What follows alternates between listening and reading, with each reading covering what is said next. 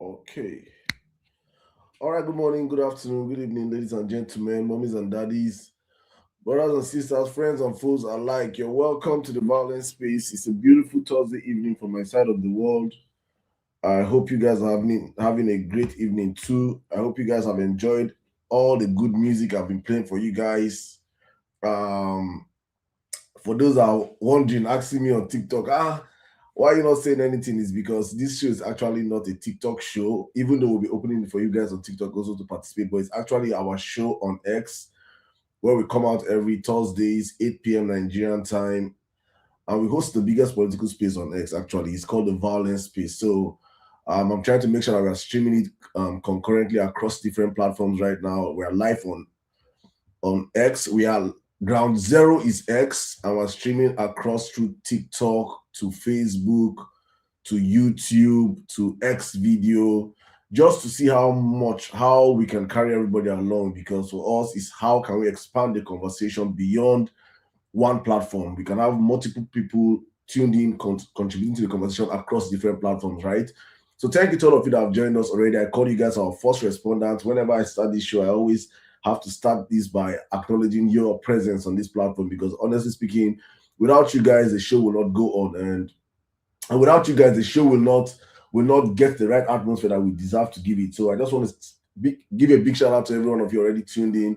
And all of you on TikTok, you guys are really showing me serious love already today. Thank you so much. Please, guys, as I always say, if it's your first time of joining us on this platform, you're welcome. If it's your second time, I believe you know what you got the last time. That's why you're back here again. And if it's your third time, you're now a regular Violenza. That's what we call ourselves on this platform. We are Violenzas, right? Where we speak real truth to power, undiluted truth, uncensored truth. We do not hide it as it is. So this is that platform. If you want, as a Nigerian, as a well-meaning Nigerian, you can come out here and you can join us and you can hear conversations as it is, not propaganda list, not agenda list, real Nigerian conversations. So I just want to indulge every one of you as you've come in. Thank you for joining us. I see every one of you already tuning in across all our platforms already. Thank you guys. Thank you so much. I just want to, before I'm going to jump into our conversation today as it is, I call this the state of the nation. That's what we term every night we come out here, the state of the nation, right? So we talk about the state of the nation vis-a-vis the last time we were here. That was last week, Thursday. And we're back again tonight to continue from where we stopped. But before we jump into the conversation, I just want to please, if you're on X video on YouTube, please confirm my audibility. I hope I'm audible enough. Please, my people on Facebook, if I'm audible enough, just let me see it in the comment section. Please just let me know I'm audible enough. I know YouTube, I know X, I'm audible enough on X. I know on TikTok I'm audible enough also. So I think I just want to confirm other platforms. Please just put it in the comment section. Thank you so much. Right? Okay, guys. Before we start the show, as usual, I always try to set the ground rules for this house, for this gathering when we come out here. I call this the church, the mosque, the shrine, the atmosphere of violence, where we speak truth to power, as I've said earlier on. But before we start speaking this truth to power, I always like to lay the ground rules for how we operate in this atmosphere. And every one of you that I hear currently listening to me, I believe you're here because there's something about first timers, people that come into somewhere an atmosphere early, not first timers, early birds. Early birds are people that genuinely align with what you're doing, right? So there are people that are naturally now our team be this, so we guys stay there. That once they come in early, right? So you guys are the early birds, are the ones I always try to use to really push this platform to the next level. And so therefore, I just want you guys to please take the next few seconds, the next few minutes, wherever platform you're using right now, you're operating on, please take the next few seconds, the next few minutes to repost the show, retweet the show, like the show, share the show. Just do something to let the whole world know that the number one show on X is up and we are back and running. And as usual on this platform, we take no prisoners. So please, guys, I'm going to give you guys the next few minutes right now to please, whatever platform you're listening to us from, if you're on YouTube, share the live to your stories. I don't know how you guys share from YouTube, but just share it as fast as possible. If you're on X, please retweet the live. As you can hear me right now, please, I want to see our retweet buttons going up. Every one of you on the building right now. If you align with what you're doing, because I know that yes, we get people who don't like us. We go see enter, we go enter the room, but that's not a problem. If you align what we're doing here, please How you can help this show go forward is by retweeting the live, reposting the live. Because for me, I say this all the time, that the most important thing is not just the numbers, and the quality of conversation. Is actually how can we reach more people. When we started this show, it was just on X, and we created the radio and the Vawulence Space online radio that was global, right? And I got so many testimonies of people listening to us across the world. But when it comes to social media conversations, there are multiple platforms, and it is important. I always felt like, how do we take this conversation from beyond X to the other side of the world, other apps? How do we get people to hear these things you guys are saying? How do we get people to come into this conversation?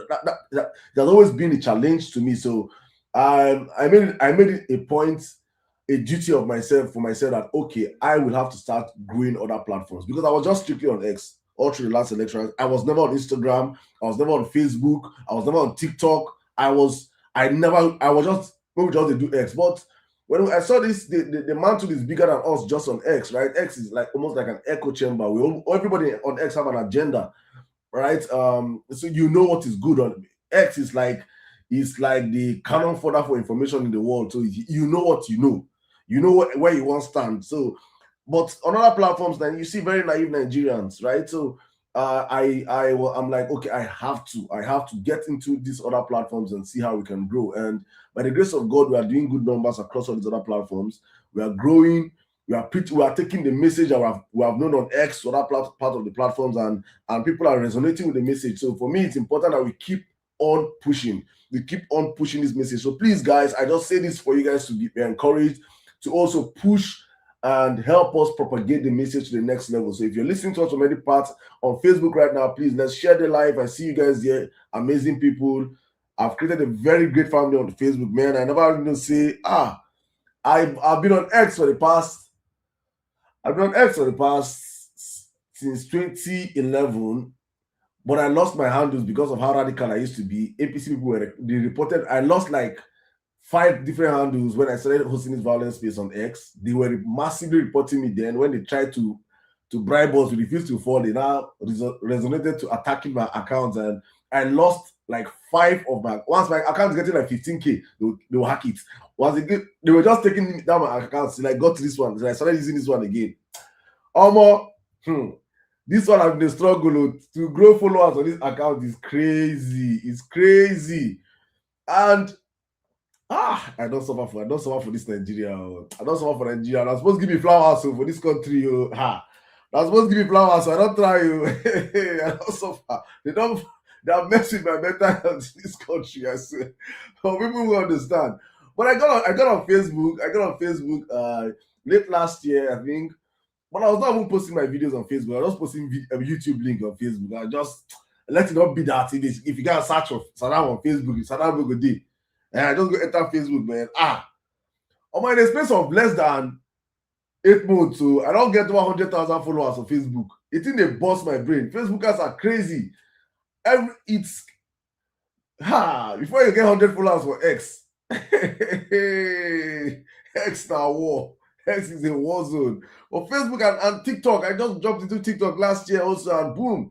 You see, so it's amazing just seeing how all these platforms function and the how the algorithm works, and that people are really outside there that really want to get this information. So for me, it is just my way of saying thank you to all of you that have been following. Thank you to all of you that have joined us. Thank you to all of you that are resonating with what we're doing, what we're saying. To the critics, thank you so much. Also, you guys are like the oxygen for me that I breathe on. When I see you guys, I know that, okay, yes, we're doing something right on the Vawulence Space. So thank you guys. I hope I have made enough. I've made a little bit more noise before I jump into the conversation today. Please, guys, I will be disturbing you guys.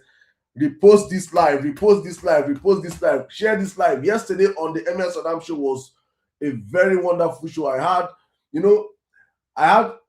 when I host my shows, when I host the MS Saddam show, mind you, if you like this kind of conversations, I host the MS Saddam show Monday through Wednesdays from 10 p.m. Nigerian time up until probably into the night, right? As long as we can stay. That's Monday through Wednesday. So yesterday I had special people that came as guests on the show yesterday. Nigerians in Nigeria that are ready to take back their country, that are already doing a lot of groundwork, and they came out yesterday in their numbers just to share their idea. Hopefully, I don't know if they will be available today to just speak to you guys. They call themselves the Polling Unit to Coalition Center Movement. The name alone self, so we don't tell you how it be, right? Polling Unit to Coalition Center Movement. That yesterday was an amazing. So many people that were like in diaspora, like my friends, and like this, and almost people. I say many things are going on in the country right now that you don't know. One thing that I'm certain of is that Nigerians are tired of this regime. Forget the whole propaganda, forget the whole whitewashing, forget the whole RNG they're doing for us. Nigerians on ground are doing things. It might not be translating online like the buzz of the last elections. I think everybody says, the buzz of the last elections, by now, Vawulence Space was not full. I begin to laugh. I say, no. There's a transition period. You have to understand that how 2023 is not 2027. Times have changed. Nigerians are more Nigerians are more hungry. If you give Nigerians by 2023 elections, majority of people that come from Vawulence Space, half or say 50-50 was Nigerians in Nigeria and Nigerians in diaspora. But now, majority of people that come on my space are majorly Nigerians in diaspora. How many people in Nigeria? How many people in Nigeria will actively just come out and have use and let them come and open data and be going on lives? People are struggling to survive in that country today. So many people are just keeping and boiling their anger and ready to explode. If you're on the space, if you're on the show yesterday, you understand what I'm saying. You will hear Nigerians in Nigeria. They open their camera, they hide their face. So with their camera, they tell you, see, 27 are rig and buy. If you try anyhow, you will see it. So the energy is more offline, I know, but we still have a lot of work to do online because I know narrative shaping is important when it comes to conversations, when it comes to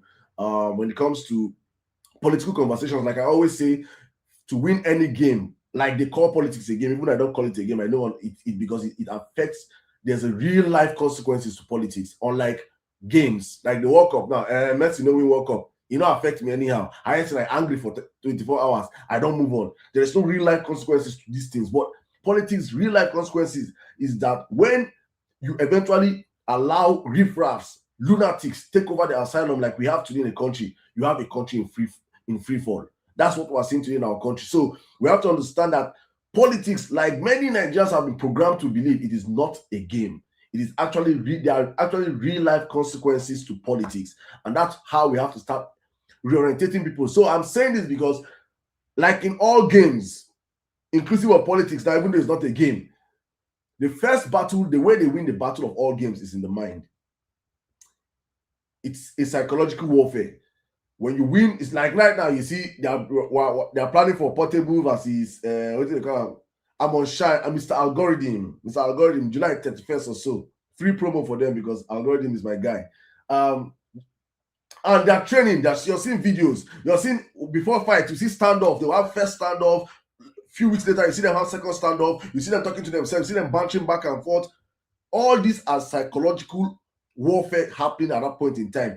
Whoever comes out at the top of the mind almost always go to the ring and defeat the other person. That is how it's done. And that's exactly the same skill politicians transpose to the politics. So they come in with their propaganda pre-election, like you're seeing right now, buying buses for campaign buses everywhere. Tinubu have been putting flyers since 3 years. Campaign flyers have been flying out since 3 years. They are sharing rice. They are doing this. They are doing that. They are buying all your big voices. You're seeing people telling that it's not possible. He's an incumbent. That he can never lose. He can do this. You're seeing all these things in full glare. They're telling you, can't you see how they won a Ekiti election? They are giving you all these things. It is all a psychological way to make you feel like it is not possible.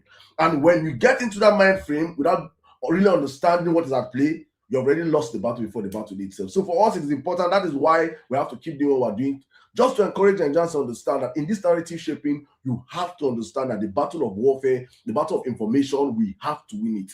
They have invested trillions of your naira. They have invested billions upon billions upon billions of propaganda. That is Tinubu's way. That is how he holds on to power. He believes that what money cannot do, more money will do. Who money cannot buy, more money will buy. That is what they're doing right now. They're out there buying people back and forth. So for a man that has promised or that believes he has won the elections, he won't be spending all this money. He won't be doing all these things. But it is because they have to psychologically defeat Nigerians before the main battle itself. And it is important for people like myself to psychologically upgrade Nigerians to understand that this warfare. Anybody that tells you Tinubu is not defeatable in 2027 is either working for Tinubu directly, indirectly, or like I made a tweet yesterday, I said it's extremely naive. Am I saying it's going to be easy? No. This will be the most difficult and the most important task Nigerians can carry. This will be the most difficult and the most important activity Nigerians will ever engage in. Is it going to be easy? Like I'm saying, no. In fact, let me put it this way. It will be the most difficult thing for Nigerians to do, and it will be the most easy thing for Nigerians to do. It's a two-way traffic. I will jump on that much later. But let me just introduce the topic for those that are listening on that part of the platform. We're talking about the state of the nation today vis-a-vis the Tinubu Trump. They came out yesterday and they told you that Trump wrote a letter to Tinubu. And you see, agenda is crazy. I'm going to break so many agendas today on another particular later. Then we're talking about the budget of scam, the budget problems currently rocking the Senate House, rocking Nigeria as a country.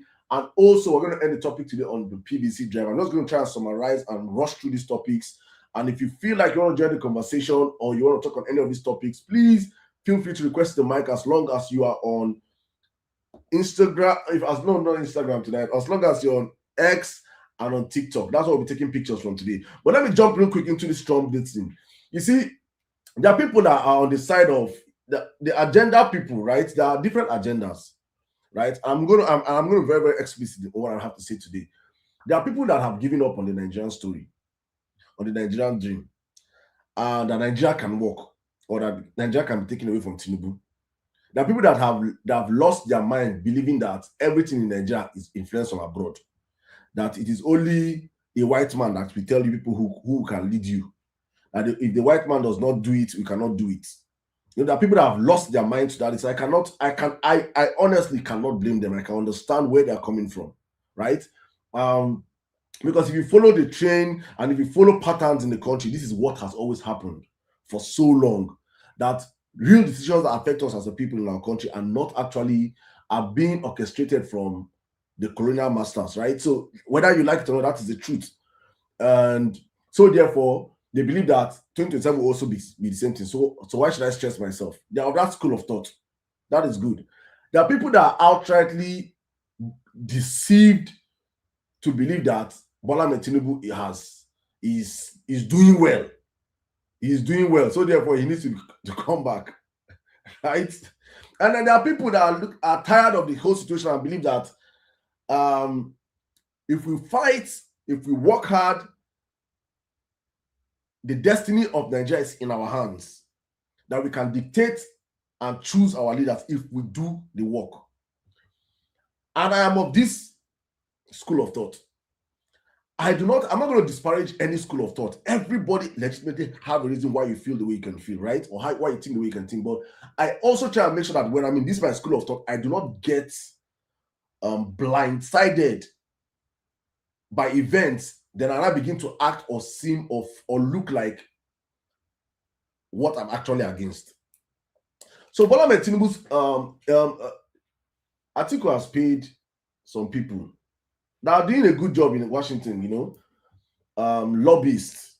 They're doing a good job trying to bring out the real image of Bola Tinubu, because like we all know as Nigerians, Bola Tinubu spent had a case in America, forfeited $160,000 drug-related money in America, and they have redacted that story for a reason, because many of us believe that he's actively a CIA agent working for the American government. I actually believe that also, and that because he's an asset to these people, definitely they're going to protect their asset, right? So I also believe that, but I'm not going to discountenance the work that some people are doing to make sure that it is being exposed, like what the Atiku guys are doing, the Atiku camp are doing, right? So, and if you know Bola Tinubu, if you follow this man trajectory, I'm not even going to go back. I'm not even going to go back 10 years. I'm not just going to take us back 3, 4, 5 years ago. If there's one thing about Bola Tinubu's government or Tinubu himself as a person, is that Tinubu is a master forger. Everything about his life is fake. And that is on that premise I always stand, that whatever I see about this government, anything that comes out from Tinubu's office, my first mindset is that it is fake. The burden of proof is not going to be on me. Tinubu has to prove to me that that thing that I'm saying is fake, it's not fake. And that's exactly how I believe every Nigerian should be thinking, because you cannot pass through this except you are, I don't even know how to put it, except you have been, you're not immune to fake, to the fake life of Tinubu. Back to back to back, Tinubu's campaigning from his should I start this trip? Okay, let's start this trip. When Tinubu came out, if you follow the APC primaries, rumors came out and they said Tinubu want to do Muslim ticket to. Please, whatever I say here, fact check me. I want you to fact check real time. Tinubu made a tweet and say, "Forget the naysayers and the liars. We are not planning to have Muslim tickets." Please, everybody, so just that. I'm sorry, we tweet day when he made this tweet. What happened? As it all came out, what did we see next? Tinubu fake bishops. We saw these people assemble human beings like me and you, carry cassock, give them. Then snap picture. God damn it. A man at his age, you cannot verify. His certificate cannot be verified. His name cannot be verified. Every single thing about this man is tainted with forgery. Now comes out, have been running a government of forgery. Everything they tell you they have done, they have not done it. You see all this propaganda, this fakery back to back to back. Then there's serious pressure on his government about his tainted image in America. Then they bring out a letter that they forgot to change the date, that was dated, or the title the date July 6th. Please, what is today's date, Nigerians? For my timetable, today is July 23rd. Yesterday that they released that news was July 22nd. So they now brought a letter that they dated July 26th. If Tinubu has a letter, a Tinubu that you know that is looking for all legitimacy, Tinubu that me and you know that loves, that if Tinubu has truly have a letter from Donald Trump, the letter day, Donald Trump sign am. Now Tinubu go tweet that letter himself. I don't know how Nigerians think. I'm putting this one for Nigerians because I asked myself, I was like, if Tinubu that is illegitimate as he is right now, that is seeking legitimacy, has a real letter from Donald Trump, Trump signed letter without they say Donald Trump signature. They like saying that money himself. Have you seen Donald Trump signature? Ta ta ta ta ta ta ta ta ta ta ta ta ta ta ta ta ta. Donald Trump reply say go beg and make his time for you in this signature. Do you know what Donald Trump's signature is? Tinubu has a signature signed letter from Donald Trump's office, and he doesn't post it to you, and you believe that see, honest as I said today, I lost respect for so many people. I was like, oh my goodness, nah. You can hate Trump, right? People have that. I have people hate Trump, like Trump. I don't care. But there are some things that are clear to the human eye. If you can't think to know that Tinubu has a Trump letter, you're not going to. I saw people quoting in Router Africa. I've been a Router. What do they call that newspaper? Router Africa. As I saw the quote, and I rushed to Router and let me go and see whether they have the copy of the Trump letter. And I saw Router wrote, according to the Nigerian president, Trump say, hi God, I say, we don't know Tinubu. Hey, Tinubu will forge election results, enter Aso Rock. Messi will forge results, enter Aso Rock. My God. There is nothing on earth. There is nothing on Tinubu will forge anything. There is nothing unforgeable for Bola Ahmed Tinubu. There is not, and that is the default nature of him and his subjects. All the boy on go. You must be a. I say it all the time, right? That before you become a cabinet under Bola Tinubu first of all, they go check your 4G records. You don't forge enough. You say you never forge enough. They say you don't steal enough. You say you never steal enough. You don't do Yahoo. Never do Yahoo. Hey, he's a professor. Get out from me. You must be a criminal to be associated with that man. You must be a criminal to occupy position close. You must be a criminal or have criminal records. I'm not saying retired criminal. No. Please. You don't say everybody retire, change life, change occupation. You must be an active criminal to be associated with that man. So you see all these things, then your pain is not that that is Trump, and because you have an agenda to prove that maybe like I say, nothing can happen to Nigeria without Tinubu, without this thing. So therefore, you believe that Trump wrote for Tinubu a letter. Trump wrote Tinubu letter. Tinubu not using hand. Tinubu go frame the letter. And I'm not saying that Trump is not for. I'm not. And please, because I know how Nigerians used to think.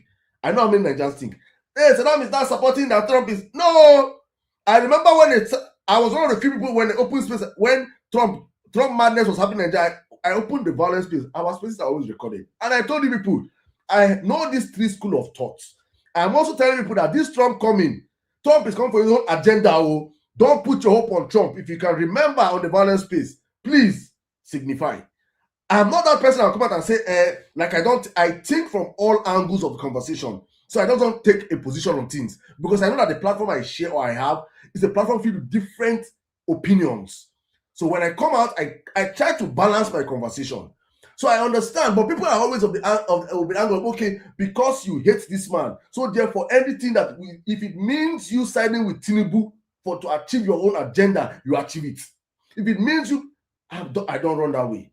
I don't run that way. So for me, as it stands, as a Nigerian, if you believe that Trump wrote letter for Tinubu, please, let me get Eco Atlantic.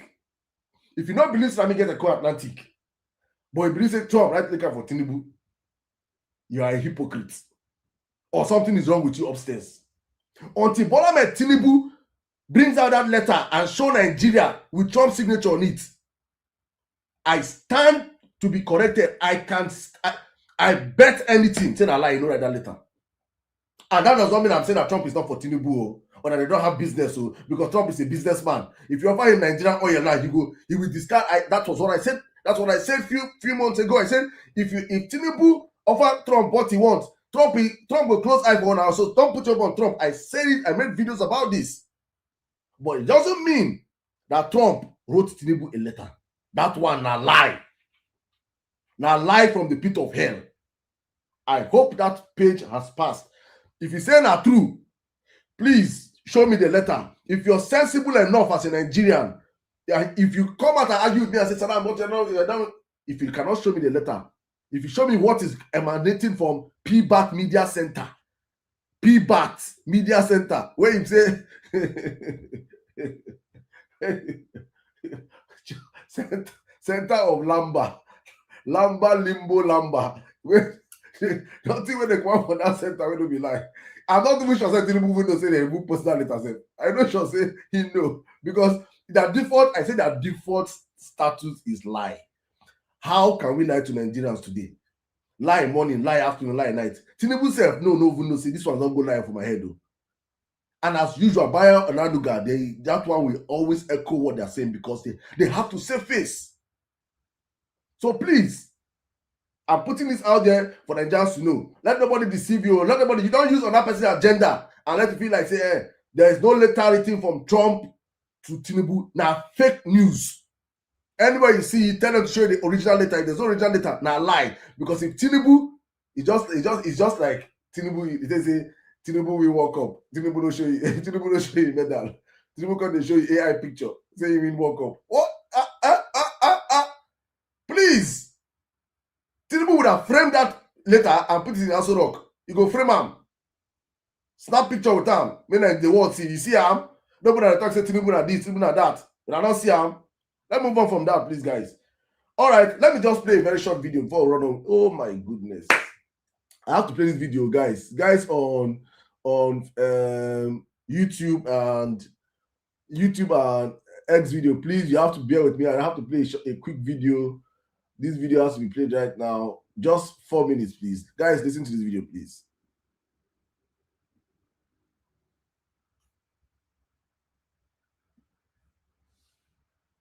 Oh my goodness. All right, let me have to. I represent. This is my question. Why is budget not implemented? Because it is a breach of the law and it's an impeachable offense. It's Mohammed Time, I represent Borno North Senatorial District. Mr.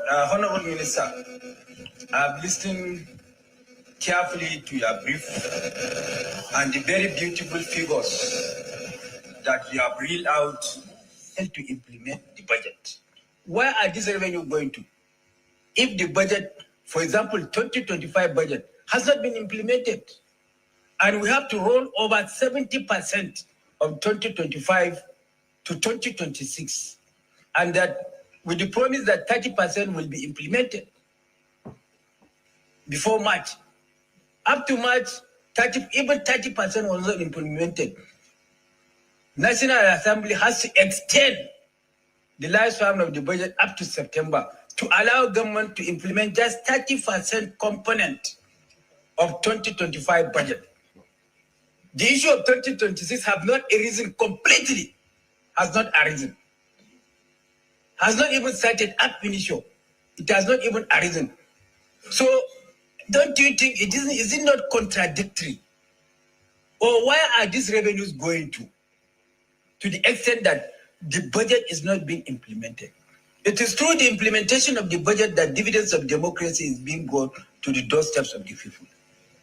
If the budget is not being implemented, why is the function of government? For example, security of lives and property of the people is the primacy of governance.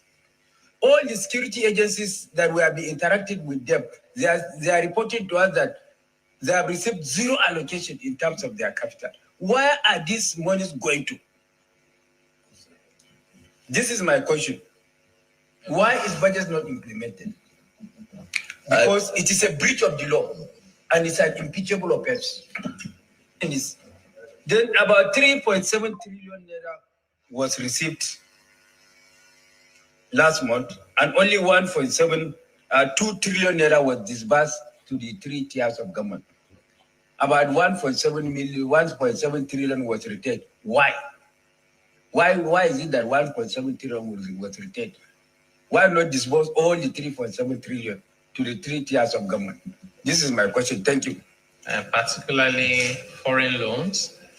And I'll take that with your permission together with the last question from distinguished senator, also on debt.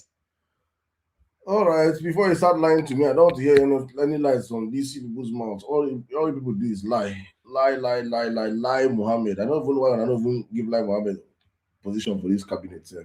But guys, that's exactly where I want us to really touch on tonight, on part of the conversation tonight. The scam, the criminality going on under Bola Ahmed Tinubu's government as pertains to the budget of our country. That we are 6 months deep into 2026, and they are yet to implement. They are yet to implement up to 30% of 2025 budget. When Tinubu was the governor of Lagos, Tinubu operated an OPEC system. Up till today, nobody knows how Lagos budget used to go. Nobody knows how the allocation, how the IGR. All you hear is that he generated IGR. Ask anybody, ask any Tinubu core supporter on earth to show you what Lagos budget is like under Bola Ahmed Tinubu. You cannot see. We are getting back. You see, when I talk about how dangerous Tinubu is to Nigeria, Tinubu is an existential threat to democracy in Nigeria. Forget all the banter, forget all the agenda. This is reality, because there are some tenets of democracy that you will not on. Tinubu's saving grace is that Nigerians are illiterate. That Nigeria have a massive illiteracy problem, because this budget issue alone, if if 20% of the populace understand that the budget of 2025 has not been implemented till now, it's enough to scatter the country. This man that spoke now is the chief whip, the APC chief whip. APC chief whip. Now speak like this. That as of the Senate are actually saying by September 2026, they are begging for extension. So that by September 2026, they can actually implement 30% of 2025's budget.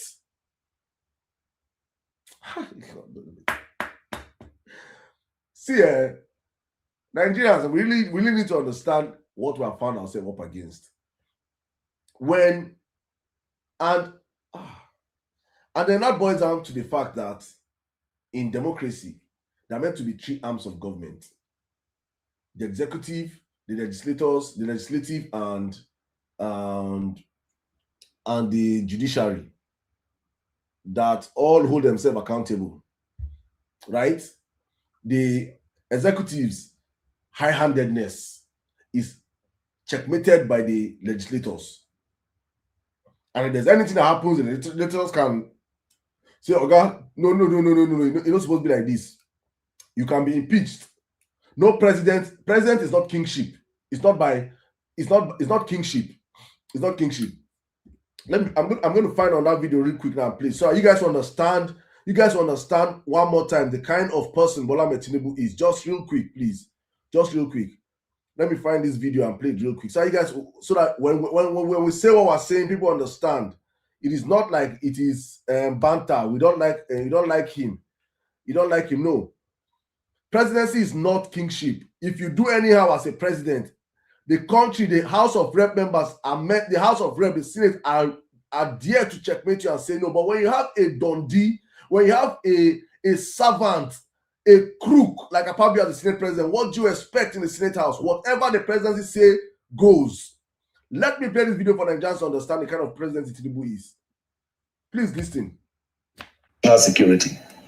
If you have the time, I will tell you more about what they are campaigning with as an agenda or as a rhetoric that he did well in Lagos. I will tell you, between 1999 to 2007, if you take out context, he actually performed worse than some governors in Nigeria, because the Lagos that they say he did, he improved the revenue.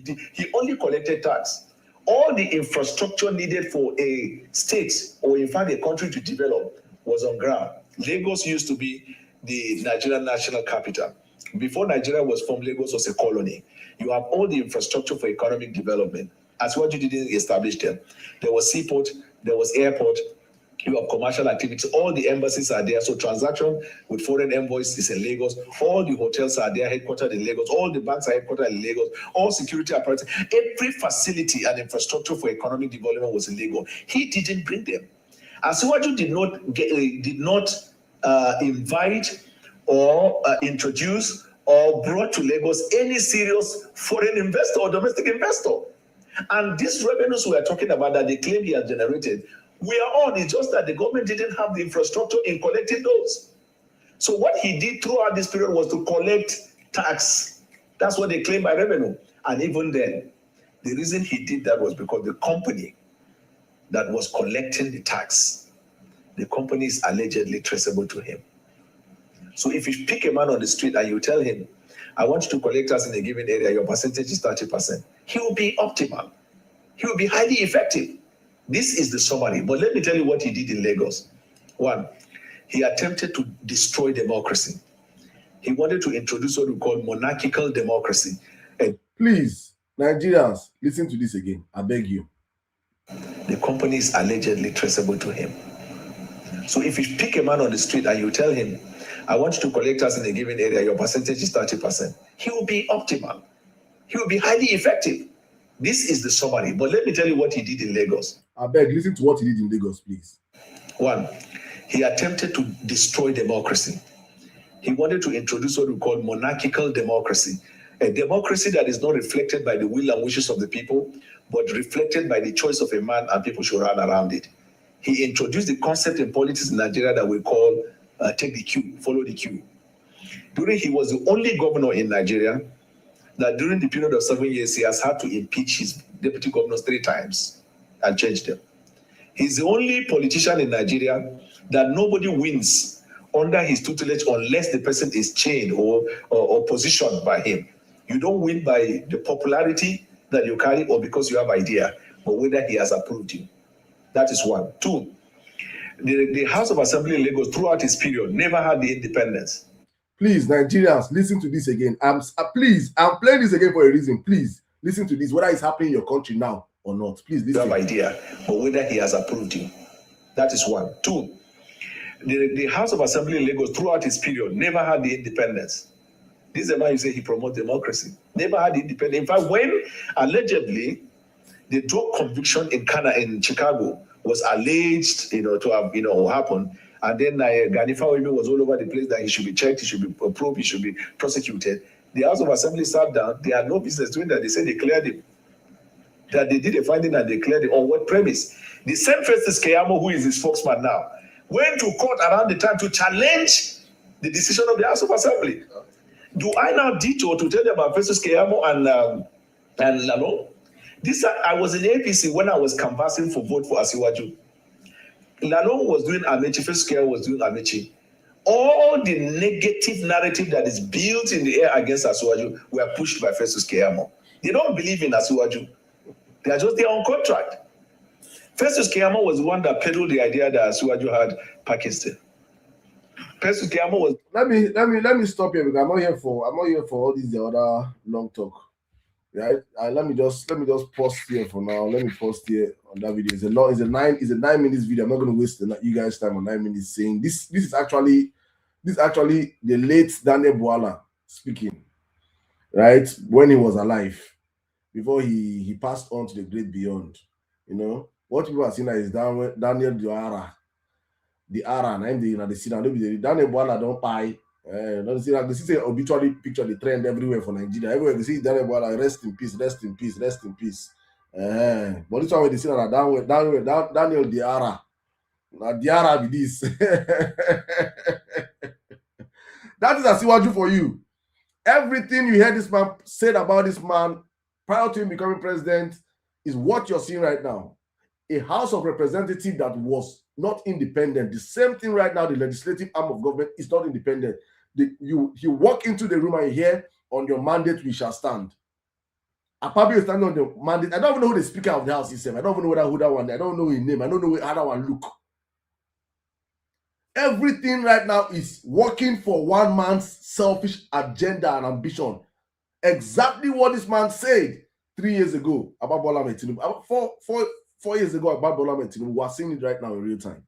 So the idea of democracy, which is government of the people, for the people, by the people, does not exist in Bola Ahmed Tinubu. It is government for Tinubu, by Tinubu, and for Tinubu. There is no room for check and balancing in his kind of system of governance. All you're going to be seeing going forward is the rise of godfatherism across every state. Look at Rivers State today. Look at Wike. If Tinubu can hold down Lagos State, Wike said I will hold down Rivers State also. So you don't have, nobody has monopoly of holding down their states. And he had the right and told a serving governor, you will not come back for second term. And it's happening in real time, Nigerians. So that is exactly the kind of politics that that's why I say with Tinubu's second term, Nigeria dies. Democracy dies in our country. We will never have the opportunity as a people to choose our leaders anymore. We will never have the opportunity as Nigerians to choose our leaders anymore. See, he's an absolute disaster when it comes to governance. We can all agree on that. He's the worst thing that happened to Nigeria in presidency. In 3 years, he has borrowed over 80 trillion naira. He has borrowed more money in 3 years than Jonathan, Buhari, Obasanjo, Yar'Adua, back to 50-something years ago. In 3 years' time, you cannot point to where that money has gone to. You've removed subsidy. Where is the money that you say you're saving? You say you've generated IGR. Where are the IGR? Where is it going to? That is what the senator, the chief whip, Senator Mohammed Monguno, was asking. You said you guys have generated IGR. Where are the money? Why haven't you guys implemented 2020? We are doing 2025 budget less than 30%. is expected to have been accomplished by September 2026. It is madness. If you like your country, if you're not a criminal, if you're not just a blinded, foolish criminal, how can you be in Nigeria and they're telling you that you're in 2026 and the budget of 2025 they have not done up to 20% of 2025 in 6 months into 2026? That is, it is guaranteed that 2026 budget will not be implemented because we're taking him out of government next year. We will push him out of government. So Nigeria will automatically have run 1 full year without a budget. Where are all these billions, trillions of being borrowing? Where is all this money? You can't account for these funds. Nigeria cannot survive with Tinubu his content. And this brings me back to how I wrap my submission before I open up the floor right now. For Nigerians to understand that we can all complain, we can all shout, we can all say what we want to say, right? But the most important thing is to understand that we have to walk the walk and walk the talk to make sure that this Alibaba and the 40 thieves, these lunatics have taken over the asylum of our country, that we send them packing. Like I rightfully said on my shows all through this week, I have always been calling on the diaspora community, especially in the diaspora. I feel like nothing. And I made hopefully a video I'll put out much later again. And I said, if you had told people in South Africa last year or last 2 years, Nigeria and South Africa, that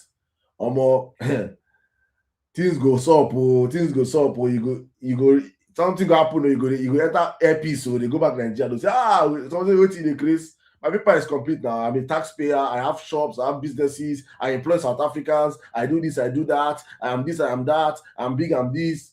I'm legal here. I don't do drugs. I don't do fraud. If you have told some of them, that's the argument they would have argued. No, Nigeria don't concern me. Nothing concern me for Nigeria. I'm not a big man in South Africa. I drive Rolls Royce. I'm not even an adopted citizen. I'm not a citizen. I have my car. It took some crazy people to stand up and say enough is enough in their country and say immigrants, migrants, leave our country.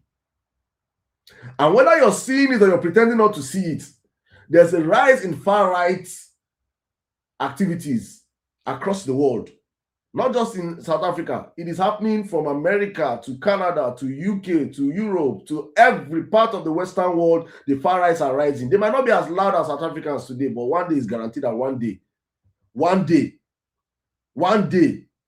the commoners in that country will resonate with that voice. And they will tell you, leave their country. And you say, no, I'm a citizen. I got my citizen by this. I have my green card. I have my black card. I have my residency. I have my this one. I have my that one. And they will say, oh, fuck you, I'm everything you've gotten. Leave our country. Where will you go to? Your children that you've raised in very posh environment, you've raised them to not understand what is up NEPA. You've raised them to understand that there's dignity in hustling, that you can be happy, you can enjoy life. You've raised them to, on the soft life. You've raised them to see snow. I'm laughing now because it is not actually funny when reality sets in. Because as Nigerians, we always like running away from the problem. As we speak right now, I can bet you that there are thousands of Nigerians that are crossing, as we speak right now, the Mediterranean to run away from our problems. Some are in the desert. Some will die off in the desert. Some will be sold as commodity in Libya. So our women are being sold in the black market like commodity for prostitution across the globe. Because we are economic migrants. We are running away from our country. Not that there's war. When you come to the Western world, you see people that left their countries, the Arabs, you see them from Syria, you see them from Iran, you see them from Afghanistan. You understand why they ran away, why they left their country, because of the war that's happening in that region. What war are we fighting in our country? That we have all run away. We don't run, come up for that country. And more are running. As I'm speaking, one of my friends ran away. They run steady, and I'm saying this because actually it is my job. It is part of my hustle. I do travel agency, so if I suppose they advertise them.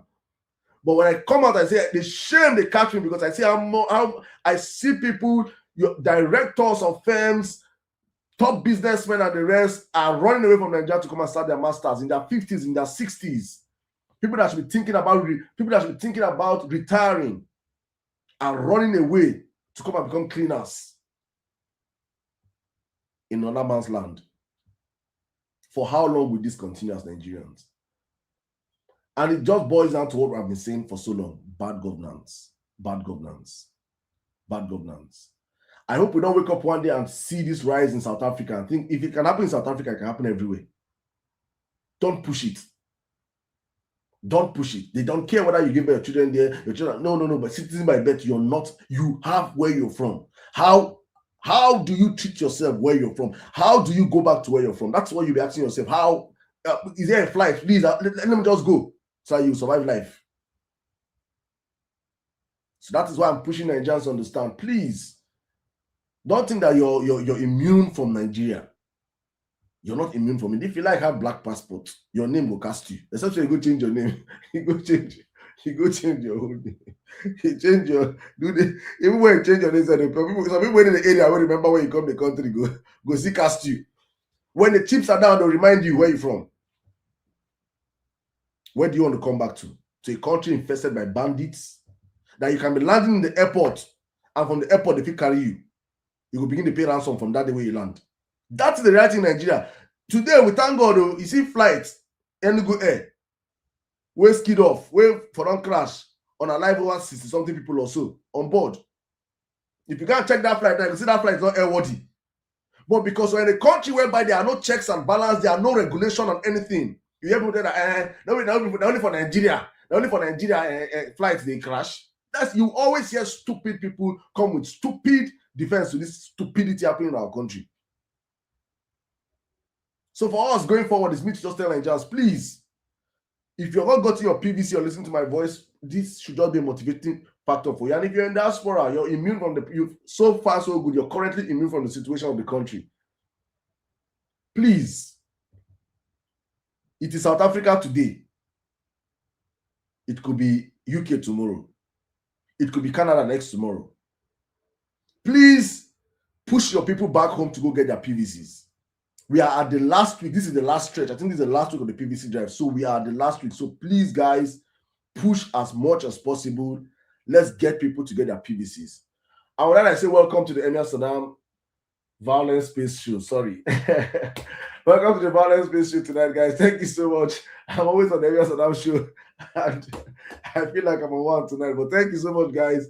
It's good to have everyone of you on the building.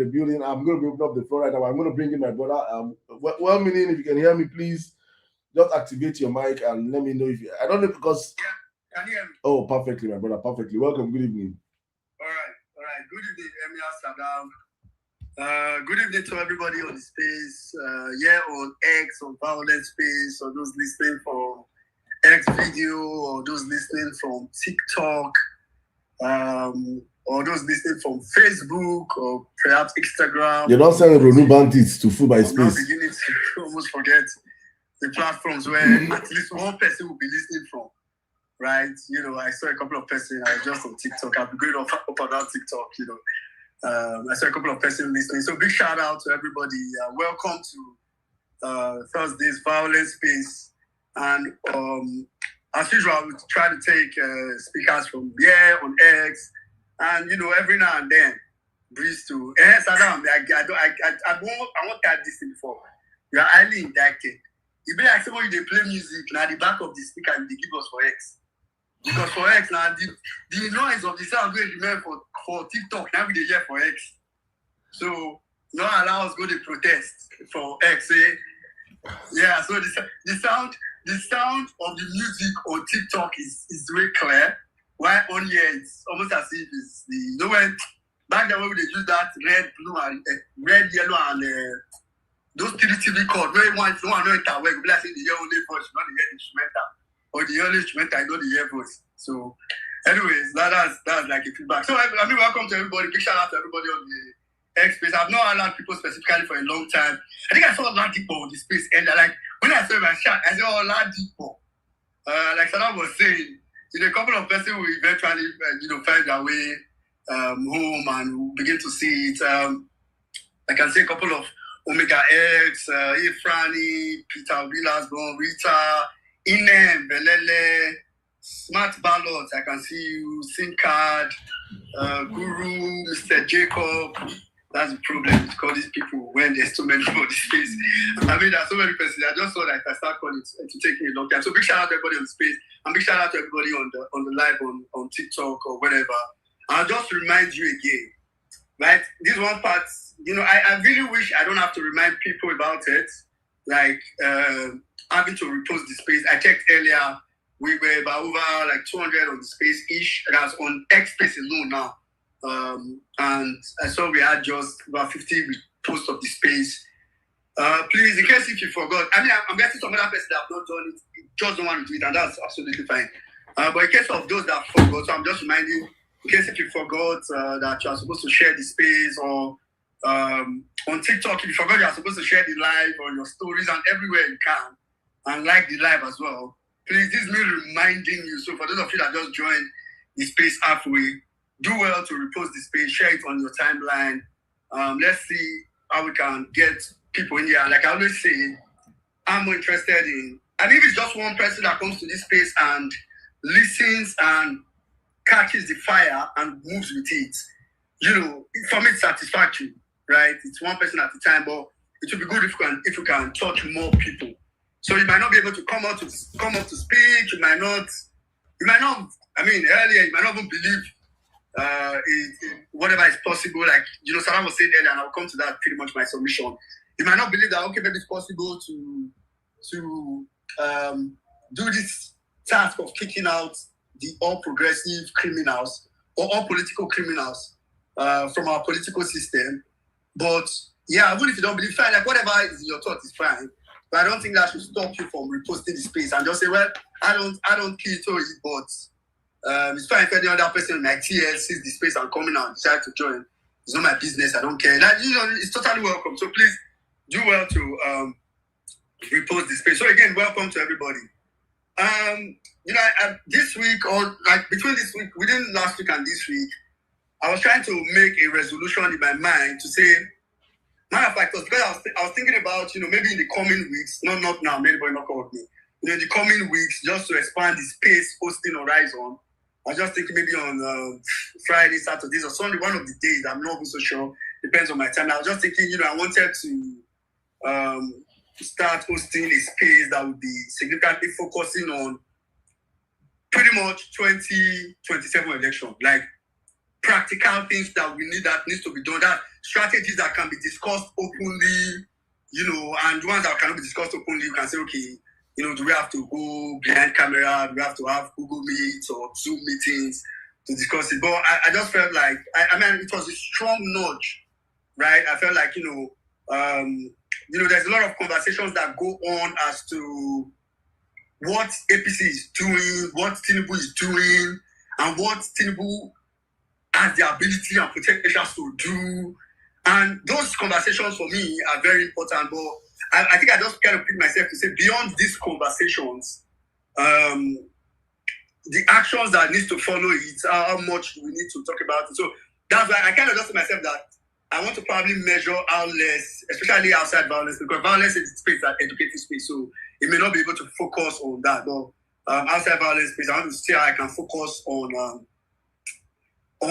how to win the 2027 election.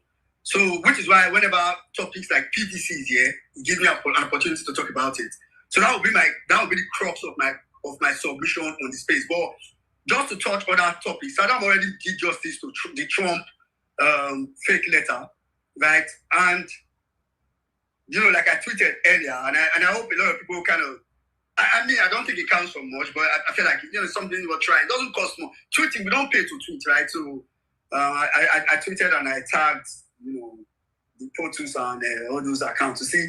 So, and I'm hoping maybe a couple of more Nigerians will draw their attention to it, assuming they did not know before. Because I also think, like Saddam was saying, international interests don't really care about some of these things. They might even have liaised them, say, okay, we're not giving you letter, but no problem. Whatever you tell your people, your people will believe. Just give them a number.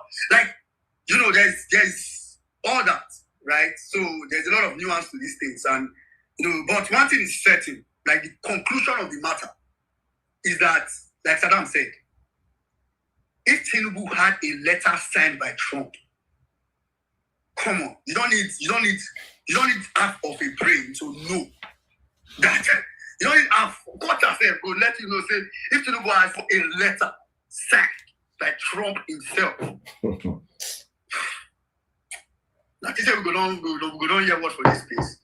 So I didn't really think it was even when I started seeing people taking it serious. I'm like, you people took this thing serious, and I'm like, okay, but I mean, you don't need so much. It's not rocket science to know that it's all fake, and it's what APC does. It's what, and this is all part of the whole psychological thing. So I would just, that's all I'll say about that later, right? I'll drill a little bit about budget. The second topic we have here is budget of scam. And I'll just read, and the crazy thing is that Nigerians, we do not read is not, like Nigerians, we do not like to go out of our way to do research, right? And I don't mean, when I say research, I don't mean PhD or master's level research. I just mean, and this is even a good age where we have AI. In fact, most of the things I learn now, I find out now, is AI driven. Either I'm using Google AI. I don't really use ChatGPT. I think I use ChatGPT and what's it called now? Microsoft AI, Micropilot, pretty much for work, right? Google AI or Grok. Just go there, ask my question, get the response and all that. So we are in an age of AI where you can ask a lot of questions to AI and get the answer. Now, I want to talk about, the budget of scams, right? So recently, I think sometime in March, there was the proposed 2026 budget, right? And recently, some CSOs and all that now started revealing some of the drill down of the budget. And I'm not going to talk about some line items in the budget that some of you have heard some. So I'll start from the one you probably heard this week. Or for some of you that may have not heard it. So in the proposed 2026 budget, Tinubu's APC, Tinubu's all political criminals, budgeted over 8 billion naira for church and mosque projects, right? And 22 billion it's actually 22.15 billion. I swear. That's 22 billion 150 million. So, renovation of traditional rulers' palace. And I know what's going through people's mind that, rigging election and all that, and you are right. So, but I'll come to that point. And the way they inserted this, this is 8 billion and 22 billion. 8 billion for churches and mosques, 22 billion for traditional rulers, palaces, and all those things. And I mean, it would have even been more acceptable if they inserted these items as just insert it and say, we are renovating traditional rulers. And people will be like, okay, it's fine, it's okay. But what makes you know it is scam is how they put it in the project. Now, that all close to 30 billion, over 30 billion, not close, that I just said that is in the budget. Look at how it's in the budget. Look at the items where they put it. About almost 4 billion of that money was introduced inside Nigerian Building and Road Research Institute. Nigeria Building and Road Research Institute. Another up to 3.5 billion of that money was inserted within Federal Cooperative College Ibadan. Federal Cooperative College Ibadan. The next one is under Shedder Science and Technology Complex. And what I'm saying all this is so that you can find the trace how this thing, what you consider Shedder Science and Technology Complex with mosque and church. Another place where they started it is National Cereals Research Institute, cereals as in rice and other cereals as in food. In there, they start, almost 500 million. That's what they start. And I'm saying they started it inside those organizations' budget as an item for either church or mosque or traditional rulers. So they didn't make a line item and call it traditional rulers, this thing. So if you go to the budget, you will not see just one item that says traditional rulers renovation. And they will now say 22 billion. And you see another one, church and mosque. No, that's not how it is. They put it within different MDAs, institutions and all that. Then another one that they put it is Industrial Arbitration Panel. Another one is National Oil Spill Detection and Response Agency. Another one that they put it, this one is very funny to me, is Federal Neuropsychiatric Hospital. That one new Federal Neuropsychiatric Hospital budget. Now, the question is that why do we have a budget for church, mosque, or traditional rural renovation inside Federal Neuropsychiatric Hospital budget? So is it that, these are for mad pastors, mad imams, or mad traditional rulers, people, any of all these people that need psychiatric help.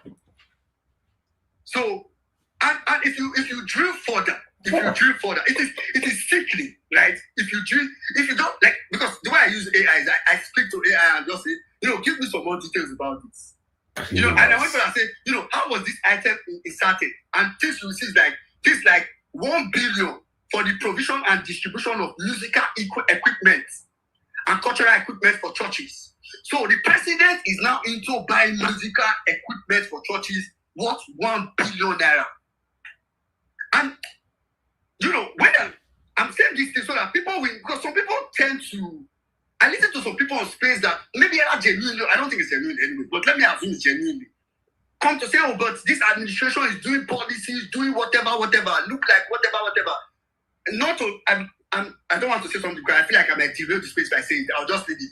But people try to say things like, bring in logical reasoning, like,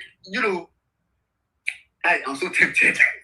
Say things, and you just be like, what is all this? So my point is that if someone is genuine, these are not the things you see. You see something like renovation and infrastructure, 600 and something million, solar power grid, mixed worship funding. Oh God. So Tinubu and APC is now into mixed worship, Christian and Muslim mixed worships. And that's everything I've been saying is just traditional rulers and money that was budgeted for traditional rulers and churches. I'll take it further.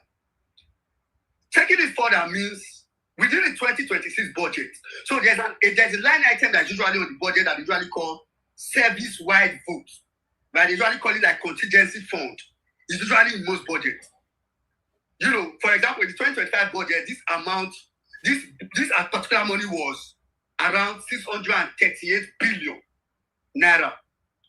Do you know that in the 2026 budget, they've increased it unprecedentedly by almost 2,000% from what they've always had at 632 billion to over 12 trillion naira. That's like times 12 or whatever. My math is failing me. I think the money is too big for my math. We're dealing with right? hardened criminals. So this one increased it over 11 trillion to put on the budget, right? You would think that's where it stops. You think it's just all that. The World Cup just finished, and if there's anything you know that Nigeria did not qualify for the World Cup. But within the 2026 budget proposal, Nigeria has a line item called World Cup Support Group. And now I understand. Because when you saw Tinubu in the World Cup final, where it was, I think it was the World Cup final, Tinubu was practically there based on World Cup Support Group. Kai! And Saddam, do you know how much was budgeted for this? This was budgeted 6.4 billion. My God. Do you people know what World Cup Support Group? Hey! Hey, APC, APC. 6.4 billion. See, Tinubu go jail. Tinubu go jail. When we get back, Tinubu even if he die, posthumously he gas go jail in spirit. You guys work in spirit. They will need better Tinubu body for Kirikiri. Honestly speaking, this is madness. It is crazy. God. Hey! I need people to understand that all the money I'm saying is not million, no.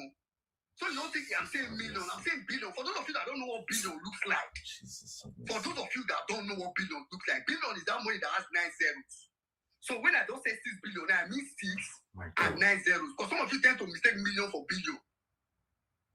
So 6.4 billion. World Cup Support Group.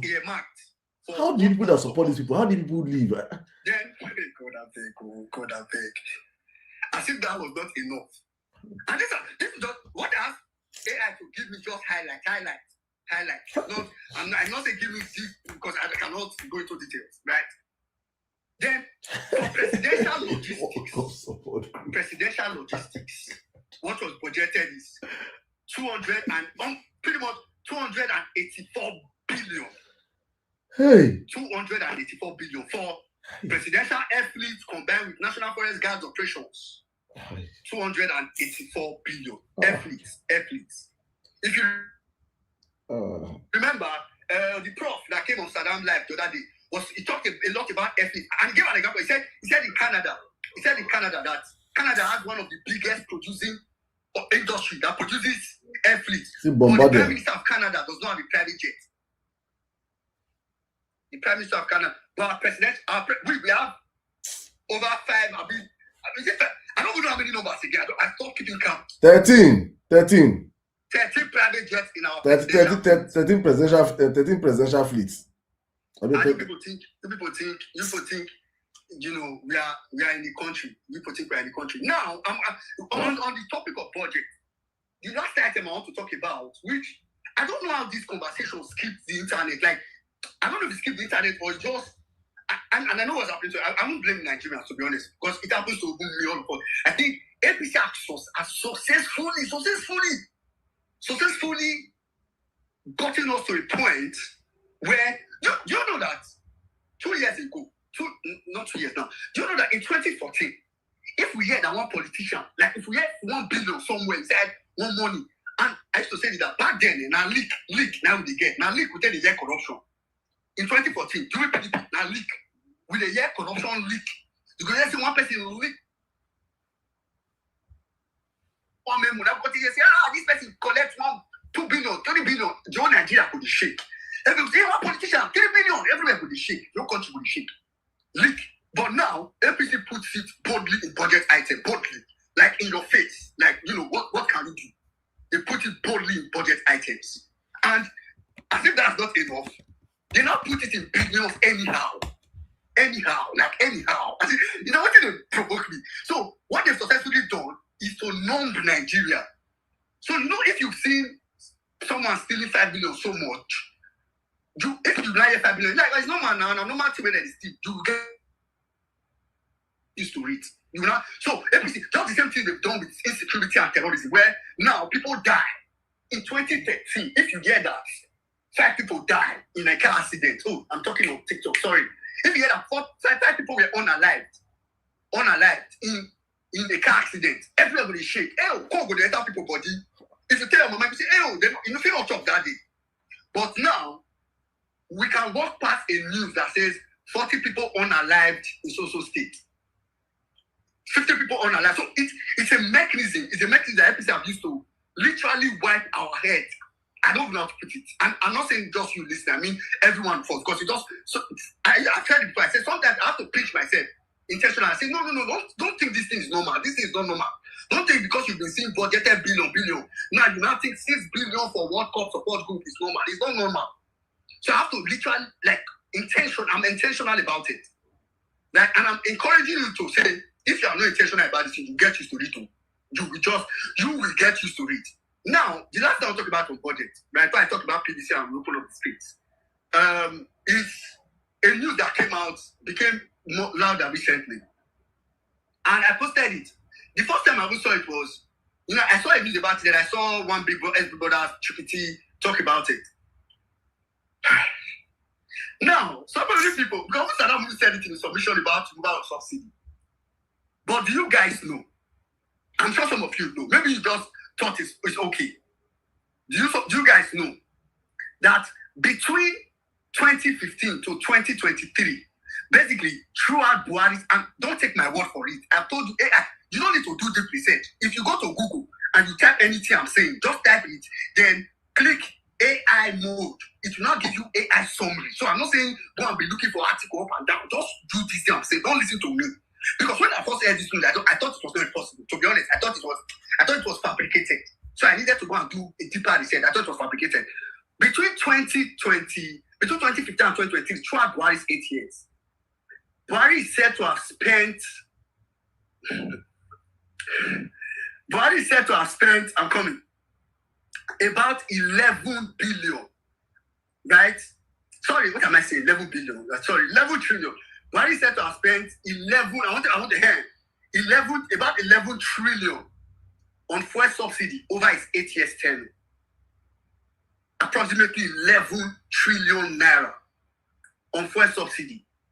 Then comes Tinubu in 2023 and said, fuel subsidy is gone. Fuel subsidy is gone. But do you know that based on revelation that came out just recently from NNPC, and this is because NNPC, this item is not within the normal national budget, it's within NNPC's budget, that in the 3 years of Tinubu, of Tinubu, in the 3 years of Tinubu, they've spent 11.9 trillion. Subsidy is gone. Nigerians are now paying 1,300 from about 200 naira. So Nigerians are paying 1,100 naira more for petrol, for just fuel. I'm talking about petrol now, or what people call gasoline. But these people project, I've said they're not projected now because this is for the past 3 years. They said they've spent about 11.9 trillion within the NNPC budget for an item they called energy security expense or energy security expenses.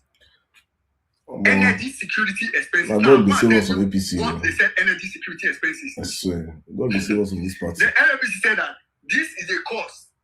That the cost is meant to absorb the cost to manage volatile foreign exchange rates, combat pipeline vandalism, and guarantee a steady uninterrupted fuel supply. What is fuel subsidy? What is fuel subsidy? So technically, these guys stopped fuel subsidy, made Nigerians to be paying more, but I've spent within 3 years. I need you to get this straight. This is because I'm comparing this 11 trillion of Buhari's 8 years. I'm saying 11 trillion of Buhari's 8 years versus 11.9 trillion of Tinubu's 3 years for energy security expenses. Subsidy is to secure the people. This one is also to secure, right? So, when Saddam says on the topic budget of scam, it is beyond a topic. It is real life. It is real life. Now, just to round up on PVC news, I think I've spoken a lot about, because like I said earlier, I was trying to avoid speaking too much about the problems because there's a lot of Nigerian problems. And I know people may have listened to this and say, Tinubu is just stealing money. Oh, he wants to lead to the election and so on. So it's going to be impossible to bring Tinubu and all that. The first thing I want to tell you if you are thinking like that is that it is never going to be as easy. It's never going to be easier beyond 2027 to remove the establishment. So if you think, we can suspend it in 2027 because it will be too hard and wait for when it will be easy, the easiest we will ever get as a country, at least for this generation, at least for the next 100 years, I can guarantee you. Because maybe the only generation is our children. Like, maybe those ones can start another, maybe they will be lucky to have another Peter Obi. Maybe, I can't count. Maybe we'll get to that point. But see, if you think it's going to be difficult or whatever, it's making you think, let's not give it a try. They're still paying subsidy. Whatever you are thinking now, it's never going to be easier beyond 20. Matter of fact, it's going to be difficult. I've said this before. It's a prediction. I'm okay if it doesn't come true. I've said it before that if Tinubu successfully rigs 2027 election, after 2027 election, if he successfully rigs it, take note of what I'm saying. What will typically happen is that National Assembly, Ababios National Assembly, by then, opens on Dimas National Assembly, by then, Yaya Bello's National Assembly. Hey God, I don't think this thing. By then, National Assembly will be talking about a conversation where they will want to renew Nigeria's constitution, or what they call it, the word is not renew, but you know what I mean. Come back to do some modifications to Nigeria's constitution. And one of the conversations that we talk about in that constitution is to have a single term of 6 years. That's what they will talk about. And when it happen, I will say, because a lot of the things that happen in Nigeria now, we don't talk about for Vawulence Space for 2020. Some of us will talk about, we don't believe we talk about. I don't lie you. When NC start say dollar 1,500, for my mind, I say NC, this was too much. You know, we reach 1,000, say, but it happen. So when we say it now, and when they do it, what will most likely happen is that they will exonerate Tinubu to say, okay, whatever 10 you have done before doesn't count. And say, so he has a fresh slate. So he can contest in 2031 to become a president for another 6 years. I know I said it now in your mind, you are thinking, never. Do you not, we not agree. Then we burn down the country. You are thinking, see, whatever fear you have in your mind, I say, oh, is it incumbent now? He has gathered too much power. We cannot beat him in 2027. Do you think when he's now incumbent for 8 years, now when you want to be beating him and be doing, they will burn down the country? You are joking. Whatever you are thinking now, tell you it's never going to be easy. It's why I would just invite you rounding up, right? Because I think I've spoken too much, more than I wanted to speak about it. I wanted to actually talk more about PVC, but I'll just round up on the PVC note. So tell us, collectively as Nigeria, whether you are on this space listening without, let's say you not believe it's possible or not, or let's say I think there's a huge set of people that do not want Tinubu to be president. Like, but because they just feel like, he's going to be too, I think Peter Obi cannot beat him, he's incumbent. I said, for me, to be honest, I don't think it's a very wise thought, right? The way I see it is that, even if I think I can't beat him, well, what do I start to lose? I still go there and put my one vote. Now I just go there, vote it, protect it, the best I can in my ward. If another state now go, if another local government now go, it's their own. But as per my own, I will vote and protect, so that if nothing at all, after 2027, my conscience will be free, if nothing at all. So I just want to tell everybody, PVC registration ends on Sunday, except I saw Peter B's tweet today trying to push them to extend it. To be honest, I'm not very keen on it. Whether they extend it or not, it's fine. They extend it, it's fine. They don't extend it, it's okay. Yeah, but as of today, as of this very moment I'm talking to you, it's ending on Sunday. INEC have introduced, I'm not really interested so much. INEC have introduced, because like I said, we don't have a voting problem, we have a vote protection problem. But I also don't want to neglect the role of registering new voters. It's very important because old voters, all of them have been corrupted with vote buying. So new voters is sweeter for me, sweeter. That's why I'm interested in PVC registration. Please, advise your people, encourage your people. The self-registration, although I think throughout today, self-registration will be quite erratic. But the self-registration is still, to an extent, working. Encourage the people. I posted a video on the Jumbotron that explained how the self-registration, that's the second video I have on Jumbotron, how the self-registration process works. Somebody, a well-meaning Nigerian, did that video. I don't know the person, but I'm sharing it.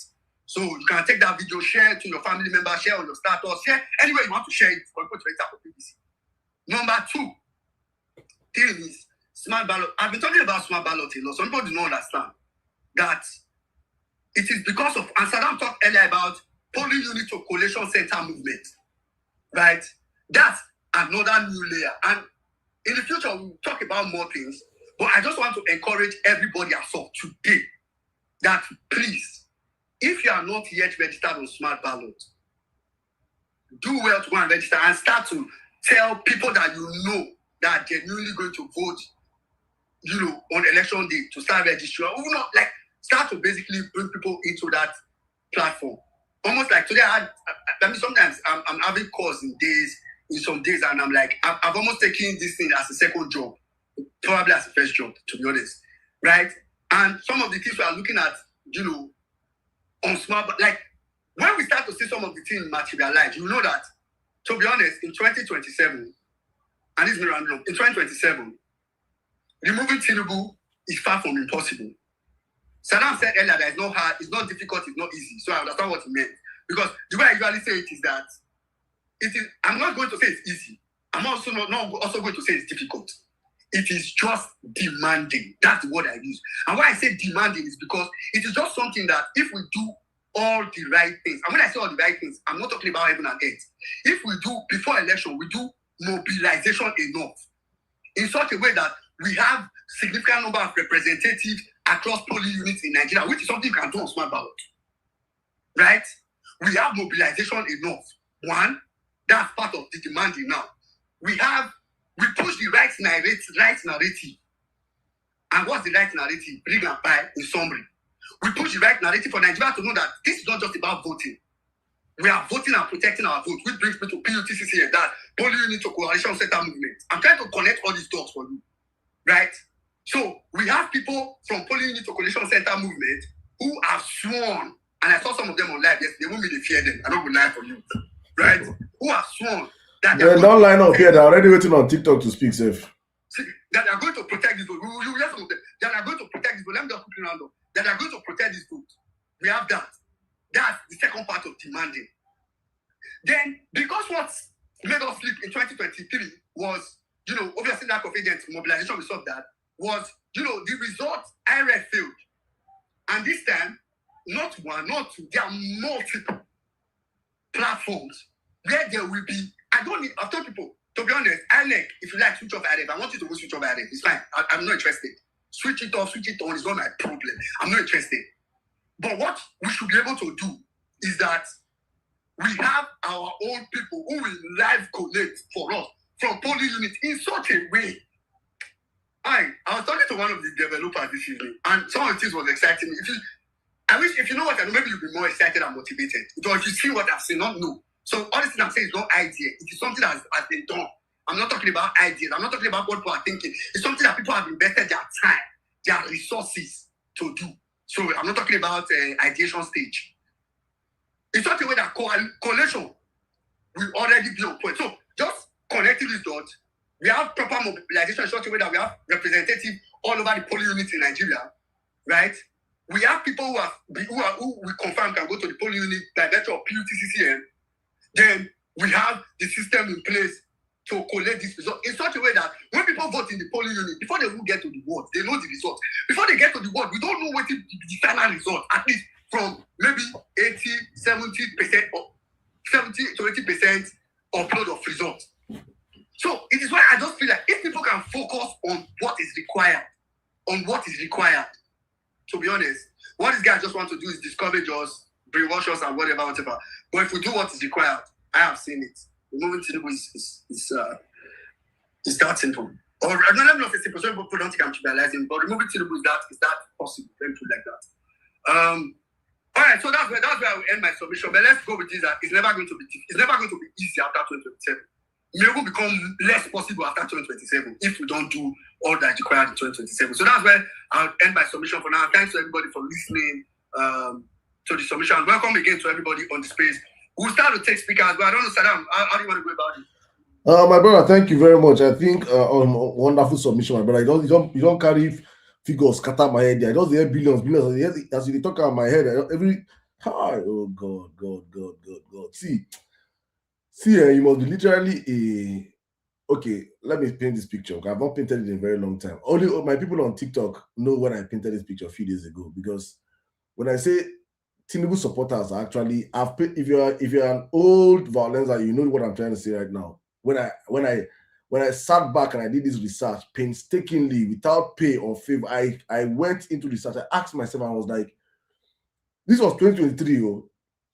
I said, how do you see a man with all the characteristics of Bola Tinubu, a morally depraved human being? Okay, maybe you're blinded by propaganda. And when I gave this analogy then, it was probably, let's say, I was too harsh on them. But you've seen everything that no age, you don't know about his childhood picture, you don't know where his man or his brothers have those siblings, even people that were giving birth to in 1777 have their pictures online today. How about Macaulay? We know as he look as a child. We have all these people's pictures. People follow for slavery. This man, you don't know anything about this man. You say, okay, you go still stand on that mandate. Oh yeah, now you don't enter. You don't see as he destroyed this country. You're really not. We're telling you now that the first time in history of our country that we're saying that this is 2026 and they're still talking about 2024 budget and 2025 budget, that have not even done up to 30% of 2025 budget in July 2026. You're seeing all these things. We're telling you that this man has borrowed more money in 8 years, in 3 years, than the past 50-something years, with nothing to show for it. You're seeing all these things. You're seeing the budget padding that this guy have, when I just read out to you, you see all these things. All these things you're seeing, I say you're still standing on that mandate. And I came to the conclusive end that my research was actually right on time, that I was not harsh on these people from the very exception. Because honestly speaking, and I'm saying this one more time for people, so that you don't stress yourself when you start thinking, how do these people come into existence? Are these people normal human beings like you? Do they breathe? Do they eat? Do they excrete? Do they no, don't stress yourself. Let me tell people who they are. Like I've always said, that this is not shout out to men, the people that men that cannot give birth to, men that are impotent, and in fact, impotent men and women that have the problem with it. No, but if you know that, as Africans that we are now, I know many of people that used to worship Sango and the rest go verse for this analogy, but no verse still. Yeah, those people will be saying they don't fit, they get problem with childbirth. All those people they watch as children, they don't say they can't go shrine. You got to say, oh yeah, bring 2 kola nuts and dry gin. Bring say now back in the days the gods they chop goats. They say bring 1 African she goat, 1 virgin goat, bring 1, all that back in the days. Then they will now, or those that go to the water and get children and come. That was I was like, okay, those children, should them grow up. Those children they gave birth in the 70s, 60s, 80s, 90s. Should them don't grow up. Should them go get, when they grow up, they don't get cell phone. They don't get come social media. They go to social media with me and you, Nabi. Those kind of people, those children, where do you think those people will be supporting? Where do you think, what do you think they turn out to be? That was when I came and said, honestly speaking, you cannot be a Nigerian passing through the Nigerian problems. You're from a different dimension. You might be a human being, but you're not a human being.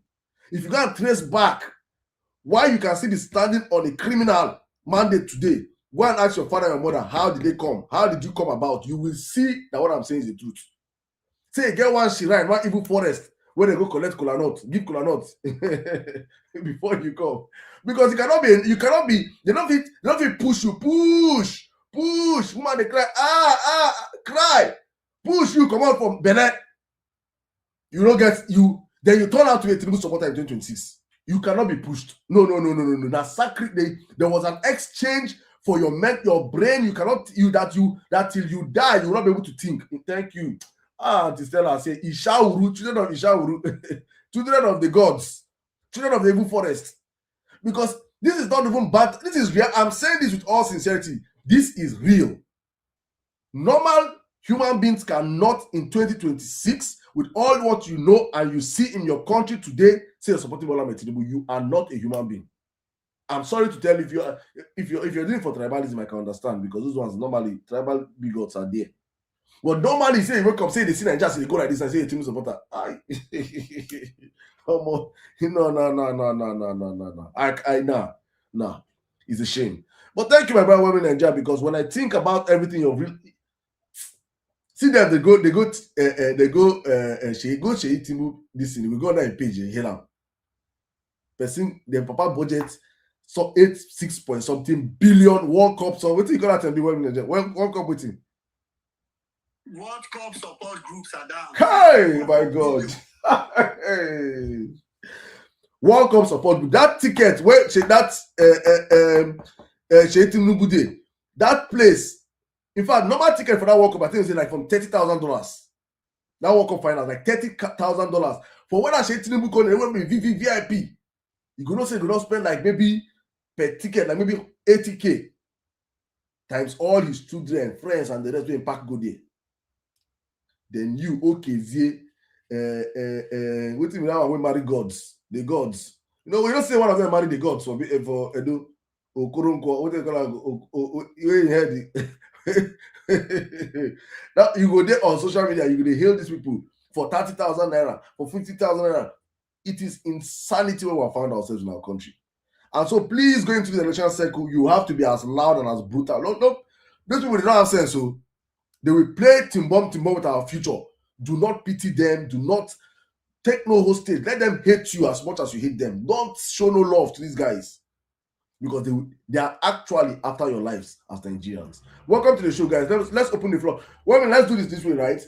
I want to bring in someone from the ballot, from the Okay, let's do this way. Only need to collation center. Yes. Zini, can you hear me? Yes, I can. Yes, I can. Good evening. All right. So today's show, we're going to be timed on today's show, please. So everybody, please, because we have a lot of speakers, so I want everybody to be able to speak tonight. We're going to do everybody 5 minutes, please. 5 minutes. So everybody's going to be on 5 minutes timing for the show tonight. So let's start with TikTok, because the show I've just been on X. So let's take the show. Let's start our conversation with TikTok. I'll probably take 2 speakers on TikTok, then I'll circle back to you. But guys, thank you for joining us on the platform. You can, and also just to put this out, the Vawulence Space online radio is back. It's up. Women and Nigeria, please, if you can check the comment section and put it on the jumbotron for us, please. So for those that have been disturbing me for so long, our radio station, how are we doing? Yes, we are back and we're up again. Please, so you can just check the link. For those that you know that data is a problem for them, they can't come on live. It's too expensive. Just send them the link. It's on almost. If you like get 0.0 MB, you can stream the Vawulence Space live on our Vawulence Space radio station. So please, well, if you can just put it up on the jumbotron for us. I posted it. I just put it on the jumbotron now. So. All right, thank you guys. So just please, you can use that link, send that link to people out there that you need to join the conversation. People that are not on X can join this conversation through that link, right? So thank you so much, guys. Let me pass the mic right now to Zini. Zini is actually the part of the convenience for polling units to Coalition Center, which, if you did not hear when I started my conversation, it's a movement of Nigerians in Nigeria that are getting themselves ready to do the hard work, because to not just to do the hard work, every Nigerian that will vote must be attuned to this mentality, right? But they are already taking initiative so that it's just easy for everybody to just transcend and just join them to what they are doing. Everybody in Nigeria, there's nobody that also don't expect that on election day there's a selected set of people that are coming to help you and protect your vote. No, it is what everybody should be ready to do. So they are just taking the initiative, and I will just bring in Zini to just come in right now. Zini, you've heard what we've been talking about tonight. We're talking about from the budget scam to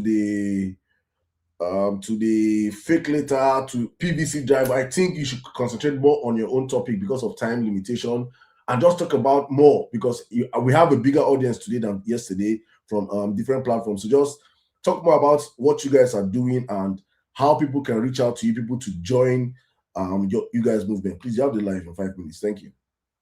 Okay, thank you once again for having me.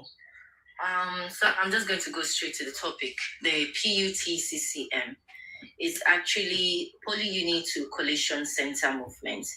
So the thing is that a lot of people just know about the Poly Unit Coalition Center, Poly Unit Coalition Center, but most people don't know there is what is called the RAC Center. The RAC Center, to me, is actually where the whole manipulations happen. That's where the whole thing go on. So this movement is focused on every single location that our ballot box passes, every single location that our ballot material passes. And we are making sure that we are not just on ground, but we are also there to protect our ballot paper, to protect our results, to protect our votes. And that's one of the reasons why we are always saying that, even if, because we know that there are still some Nigerians that INEC is going to disenfranchise. We know that one. So we are saying, as well-meaning Nigerians, even if you were not able to get your PVC, please come out. Don't just say, oh, because I didn't get it, let me just sit down at home and watch what's going on. No. We also need your strength. We need your voice. We need your help. Because we alone in our polling, you cannot do it, because most of us might be concentrating on votes. So we need those people that don't have their PVC to stand as guards and as our defense on that day. So in case these people are coming, we have you people. So I always say this thing, that if you know, say your polling unit, your house, they close to any polling unit, prepare weapons in front of your gates. Prepare like bottles, like stick, anything where if you prepare in front of your gate, so that when anything happens, you distribute it to those people that are there. If you know your house is close to your post, just prepare those weapons. Don't worry, we will take charge. We know how to do it. And to God be the glory, this movement has actually spread across the 36 states. We have people now our platform is actually growing every single day. We have people across 36 states. We have very soon coordinators to be appointed for the 36 states that's going to be coordinating the movement. Because on that day, that goes. I always talk and say the day of election 2027 no be election, na revolution. That day now when we go know who get the power. Is it the people that have the power or the government that has the power?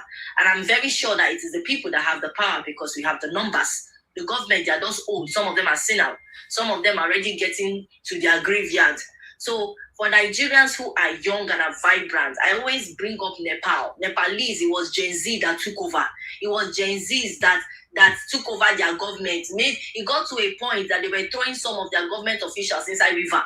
It got to a point that the government officials, they were so scared that they could not enter the helicopter. They were holding the ladder just to run away from Nepal.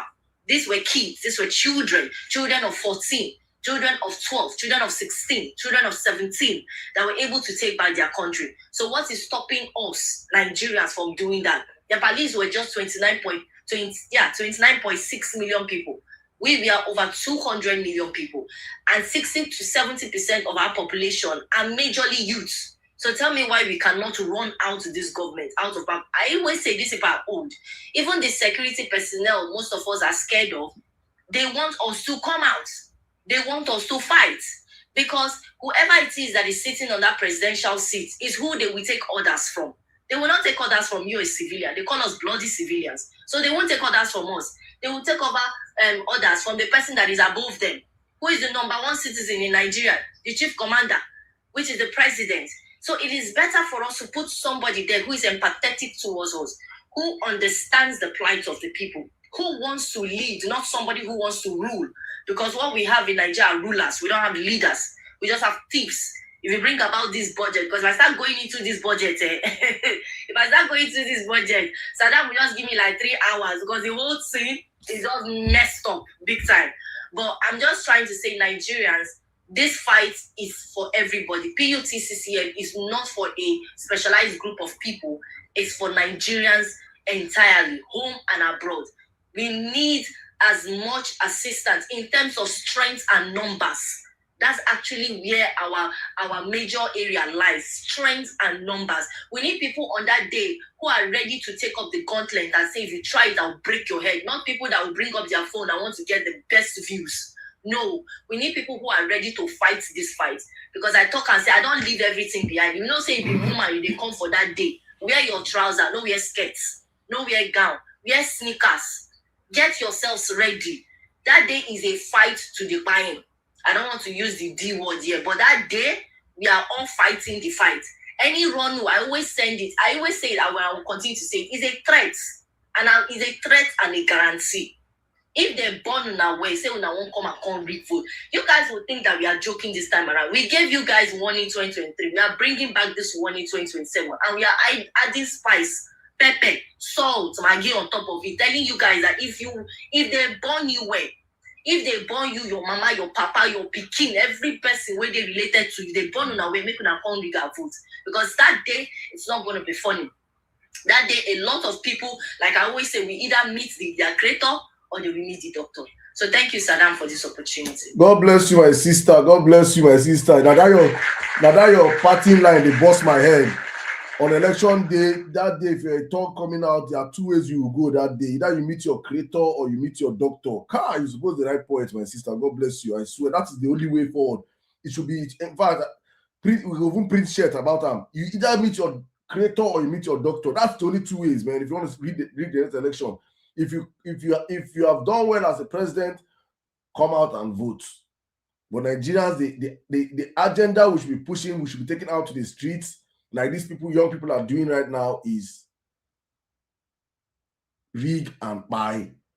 Vote and don't go back home. Vote and be ready to follow your vote for the next. I was saying 4 days for 4 years. They are saying that they are preparing for 7 days.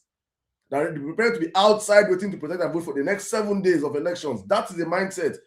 Because the truth of the matter, as when Nigeria said, if we miss 2027, God knows Nigeria is dead. Tinubu will be in his grave and will be appointing presidents for us. Nigeria is finished. We are finished. We will never have another shot. This is, I say it, it's like a man with a revolver with one bullet in it. You have one final shot. If you miss this shot, it's gone. Thank you very much. Let me bring in, let me just, I think we'll do, Jaja, can you hear me? Yeah, I can, Let me bring in two ladies back to back. You see, since you say for my TikTok, now women, the power for TikTok. My TikTok women are fire for fire. If you do anyhow, you go see anyhow. Else, I see how be. We gotta give her fine people voice. My sister, Jaja, welcome to the show. How you doing? Have 5 minutes, please. Welcome. Brotherly, good evening, everyone. Zini, well done. And indeed, this revolution is bringing an era to the end of the Olodo uprising. I think we've had enough, and we are more inspired. And in truth, they've led us to a way whereby we no longer believe in the system. You know, every day the headlines in Nigeria leaves me deeply troubled. All of us are concerned. It makes me ask, what kind of democracy are we truly practicing where so many citizens feel unheard? We are neglected and betrayed by the very institutions meant to serve us. Why? What is even more painful is seeing fellow Nigerians defend obvious failures in governance. And so loyalty to political leaders matters more than accountability to the people. And come to think of it, as a taxpayer, we contribute to the running of this country. Yet many basic public services remain in poor conditions. Is it our hospitals? What is running? Nothing. Even the poor services they're giving us, it sounds as if they're doing us a favor for crying out loud. For crying out loud. And then they expect us as citizens to continue to bear the burden. At some point, we must be honest to ourselves, Saddam, because the more we talk about these things, they listen. They now understand that we, the youth, you know, the highest number of vote comes from the youth and women folk in this country. That is why you see them dashing women in rural areas, Maggie, and this thing, manipulating the youth based on that. And when will we wake up to all that? And when I see people coming up here to defend this government, APC, we are finished.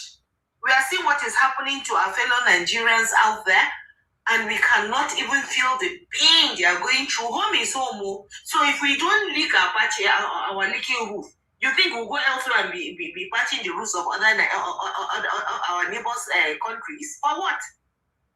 For what? We have more than enough. No Nigerian is meant to be poor. In reality, we are never meant to be poor. With what we are seeing every single day, one individual has done what? Who holds them accountable? You know, and I keep on asking this. How long will we continue to allow poor leadership, corruption, and lack of accountability to drag the country backward? Democracy should mean more than elections. It should mean transparency, justice, functioning institutions, and leaders who are answerable to the people. But today, our leaders are above the law. That is how it seems. But let me tell you one thing, one for all for one. One for all for one. Push away the ethnic differences, push away the religious differences. All these things are scripted. They are scripted. We need to defend our country. We need to fight for the future of our children's children. Because if we don't say enough and stand up and fight, we are done. That is all I know. For how long? You know, you spoke about tourism the last time. I was so tired and exhausted. As a single mom, the way the system has given me water, and they see red anyhow. Do you know that in Abuja here, you cannot register inside the city? They will send you elsewhere where you go fit buy foil. Do you know how many cannot afford to buy the foil? Do you know what? I don't even understand what INEC is doing. Oh, we understand what they're doing automatically. But then again, they should understand that we are going to defend our votes. We are going to stand for what. If it means for me to enter bike to go to that place, they said I have to go to Buhari to go and collect my PVC. Can you imagine? I will leave my children. I have 101 things, making it difficult and more difficult. Everything they are giving us, services in this country, it is as if they are doing us a favor. So for how long will you go? And you know what is paining me, Saddam? Those that have lived abroad in a system that is working, enjoy the system, and we come back here, all we're thinking about, even if we are going to provide services, is how are we going to reap our people? How are we going to reap our people? We don't have standard in this country. Everything they give us is inferiority, inferior services, and then we embrace it. And then they act as if they are giving us a favor and we did road. Is it road we need right now? Anyway, it is well. I've said more than enough. Thank you very much, my sister. Thank you very much. Thank you very much. Oh my goodness. Let's just pass the mic, because man, if you sit back and think about this Nigerian problem, you help you blow. But thank you so much. I'm going to pass the mic right now. Please, guys, on TikTok, we have a mandate when we come out here. Please, 100K likes. Just please keep tapping over there. If you're on X, please help us share the live, repost the live. If you're on Facebook, on YouTube, wherever you're watching us from, please just help us repost the live. Let's get more into the conversations. You know, on the Vawulence Space here, we talk about real conversations. We just don't come here and catch crews, right? So more Nigerians that get to listen to what we're saying here, the better for us. So please, and if you want to join the PUTCCM, just you can reach out to Well-Meaning Nigeria, and I think he'll put you across. You can reach out to me also, and I will. But please reach out to Well-Meaning Nigeria. My hand don't fully. I beg, guys. I beg. Well-Meaning Nigeria will handle that better than I do. Right, please. I beg, no verse. I beg you go. Make you carry that one for head small. I beg. Now nation building, nation building. So let's just pass the mic now to X. So please, TikTokers, we will be passing the mic same way. 2 people from X, then we'll come back to TikTok and take more speakers. Thank you. Well-Meaning Nigeria, please, back to you. Yeah, thank you very much, Saddam. Yeah, no problem. If you are interested in PUTCC, just you can DM me and I'll link you up to the team. No, I don't know if you can hear me. I think I had a conversation with Nigeria World Media earlier today, and I'm sure I'll get back to you, because me, I'm more of a unifier than Atiku. And a unifier, as in, so what I've been doing is to try and see how we can leverage collaboration on some of the systems, that some system ideas, initiative, both everything, movements, see how we can link and collaborate in different ways, And one of the collaboration places I've found is how PUTCCM can also leverage some of the advantages on smart balance. So I'm having a conversation with Nigeria Media today, and we wanted to get back to you. So anyway, that's on the side. I'm sure after the space, maybe tomorrow or something, we'll link up. All right, so let's take a couple of speakers from here. I'm going to take, please, if you're on the speaker section of Vawulence Space, do well to raise your hand, because that's the only way. I technically just look at people that their hands are raised, because again, when I call people that their hands are not raised, you may not be there. So check if you've been accepted to the speaker section and do well to raise your hand, and so I'll just know you're there and have my cue. All right, so I'm going to call me Lexi straight, right? We've had ladies. After call me Lexi, I'll take Rita, then we'll take it from there. Noah, I can see you. Elisha, please do well to raise your hand. Bukata, do well to raise your hand, then Larry as well. Larry, I can see your hands up. All right, so let's take it from there. Call me Lexi. Yeah, good evening, my fellow violencer from everywhere you are listening to me. Thank you very much. It is an opportunity to be on the biggest opposition platform to speak the heart of Nigeria to everyone. I'm going to go straight to my point. I'm not going to say too much. And the reason why I'm not going to jump on so many topics about Tinubu, how he's been ripping us off, is because no matter how we talk about it, one thing is not going to change. It cannot change them. We already know who Tinubu is before he came into power. And everything that is happening now, even though we didn't expect it to be this worst, but to be obedient, we know that this is what is going to happen. I want to talk about the PVC. Though a lot has been going on offline, registering people. But one question that is coming to everyone's mind is our vote going to count? That's the question that keeps coming up to us as a right to my face. And I keep telling them that our vote this time is not only going to be counted, it is going to be protected. Every sensible Nigerian right now has accepted one thing, that the last election, Peter Obi won, and he won squarely. in all aspects, they won.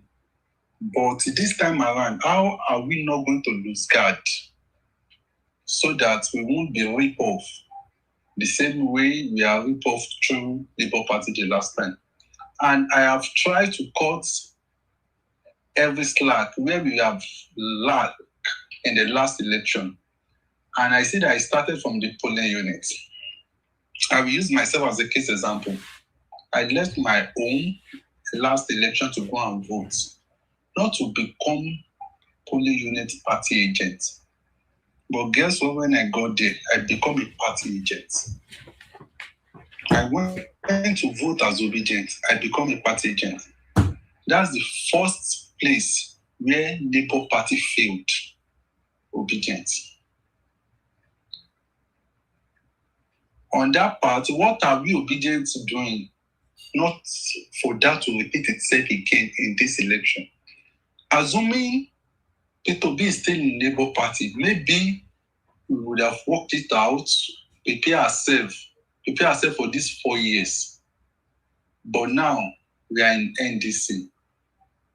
What is NDC doing? Can we trust NDC saying that they have polling unit agents in all 179 polling units in Nigeria? For me, I can't guarantee them. And I won't at all. But what is our preparation? Just to beat them at that. Obedient, we are big in numbers. We are a big platform. And we are holding down anything we want to do. Things we don't want to do that will not happen. And I have come to my own conclusion that if we can pick up this idea, and because right now we need to be looking for solutions. See, what I'm thinking is, if we obedient can sit ourselves down, pick our own polling unit agents in all 179,000 polling units in Nigeria, if we can pay them, knowing that this polling unit, this is who will be there, we should pay them. If that is where we are going to spend our money that day, then it is fine. So that we can get not only accountability, we can get capacity. We are rest assured that in each polling unit, we are going to get the best results for what we want, not depending on NDC. Then we start crying, NDC is not here, they are not here. I don't want that. What is our plan towards that to make it happen? That is what I want us to do. Here in Ibadan now, they have added over 1,000 polling units. Last time in the last election, it was 4,000 plus polling units. But this time we have 6,000 plus. In my own local government, over 200 plus have been added. If we can work ourselves out, make fellow obedient who just want a better Nigeria, make them polling unit agents. If it is to pay them 50,000, I am sure APC too will pay their own agent, but no way they will beat obedient. They pay them less. If we obedient have our own assured polling unit agent, if NDC too have their own, that is two people standing together. If NDC choose to compromise, the one we paid will not choose to compromise. That means we are having our vote rest assured. And not only standing there, they are going to follow it up down to where it is going to be read. My question right now is, how many obedience knows their coalition center? How many of us know it? Me, I know my own. Me, I'm not ready to do polling unit again. I want to follow it up. I want to work it with people that obedience is ready to work with, just to move ourselves out. Because this 2027, we cannot jeopardize it. We need to use our strength to weaken APC at their strength too. And we already know. How many people know the coalition center? How many people are ready to go? But if we work together, work smartly, we are going to beat APC at their strength. I'm not ready to have conversation of the budget has gone. It is solution I want. And I want well-meaning Nigerians who can reason with me, who choose to work with obedience. If you know that there is somebody disturbing you, I've been done now. If you see that there is somebody disturbing you in your DM begging for money, this is time to enter, reply their person. Are you ready to work as fully unit agent for obedience? Fix them. Let's come together as Nigerians. Let them work for us. Even if you are going to give them money, let them work for it so that we can hold everybody accountable on that day. We know that as we are moving, we are trying to get all the results so that we won't be rigged out come 2027. Me, I will tell you, I'm not ready to rely on NDC that day. Don't be surprised I leave my home and I get to polling unit and eventually there's no NDC. What is our own plan as obedience? I use the mic. Thank you. Thank you very much, Call Me Lexi. Very, very salient point. Very salient point. But just so the good thing is that you ask the question, the answer is actually here, right? For example, the reason why I do what I do, like I sell smart ballot as much as I do, and I think people should know I did not know smart ballot until like maybe about a month ago. I don't think it's been up to a month. But going through the platform with the developing team and seeing the capacities, like how it ticks a lot of the boxes, like some of the boxes you are saying now was why I kind of say, okay, we need to kind of push this.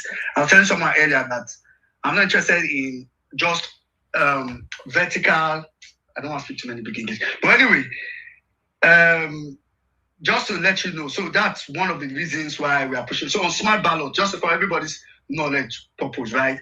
When you get on smart ballot, the way the interface is, and it can come like you're on smart ballot. I know I sent you the link recently. The way when you're first of all, you'll be validated to know whether you are obedient or not. Just know that one. So that's why I say if you're IPC supporter, don't even bother. You will not be validated. You'll be validated to know whether you're obedient or compasia or not, right? Or at least that you are not about doing first of all. Then on your interface, you are going to see a chat room for your polling unit. So if there are other people in your polling unit, you can chat with them on that chat room. If there's nobody, that means it's left for you to go and start bringing people in your polling unit to that chat room.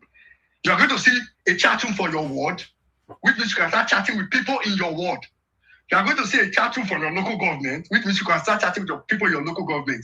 Then you're going to see a chat room for your state, right? Which means before there's now it's just that today is like it's Vawulence Space today, and we are not talking. Today is not dedicated to smart ballot, so I don't want to go into like the details of the capacities, and if I want to do that, I won't bring Mr. Kingsley and for instance, but maybe like I said, with time we'll bring all that up. And in addition to all this, you can then volunteer on the app there to say, I want to become an agent. What we are supposed to be doing now is, and this applies to those of us in diaspora, sending it to our people, let them get on the app, telling them that, okay, I would want to, don't worry, I will pay you I want to tell them on election day, volunteer to be agent on this platform. Because those are the people that would then be able to help with it. These things connect. So it's not just enough to, trust me, I don't pass the age of lamentation. I don't want to lament. I'm more interested in like actions, practical actions.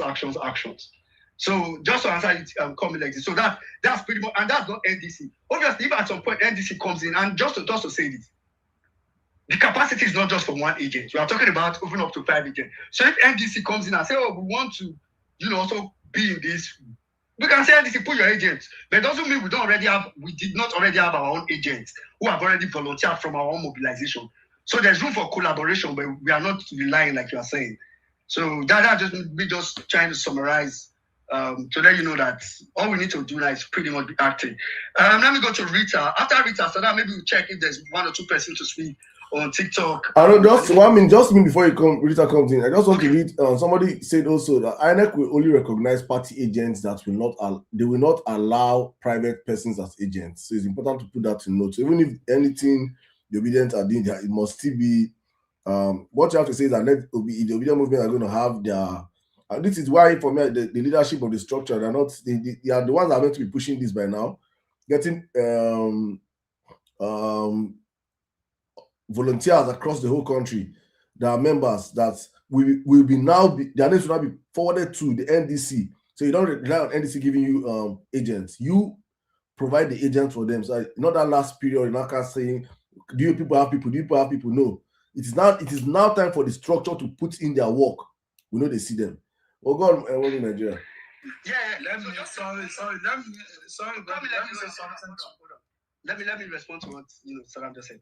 So just to answer what that person was saying, and that's perfectly correct. Agents from parties are going to be the one, and I gave almost like a lecture on one MMC some days back. Are going to be the one that will be agents.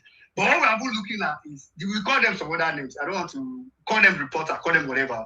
These are people that will be in the polling unit. Because even though there's a party agent, you are entitled to see the result of your polling unit.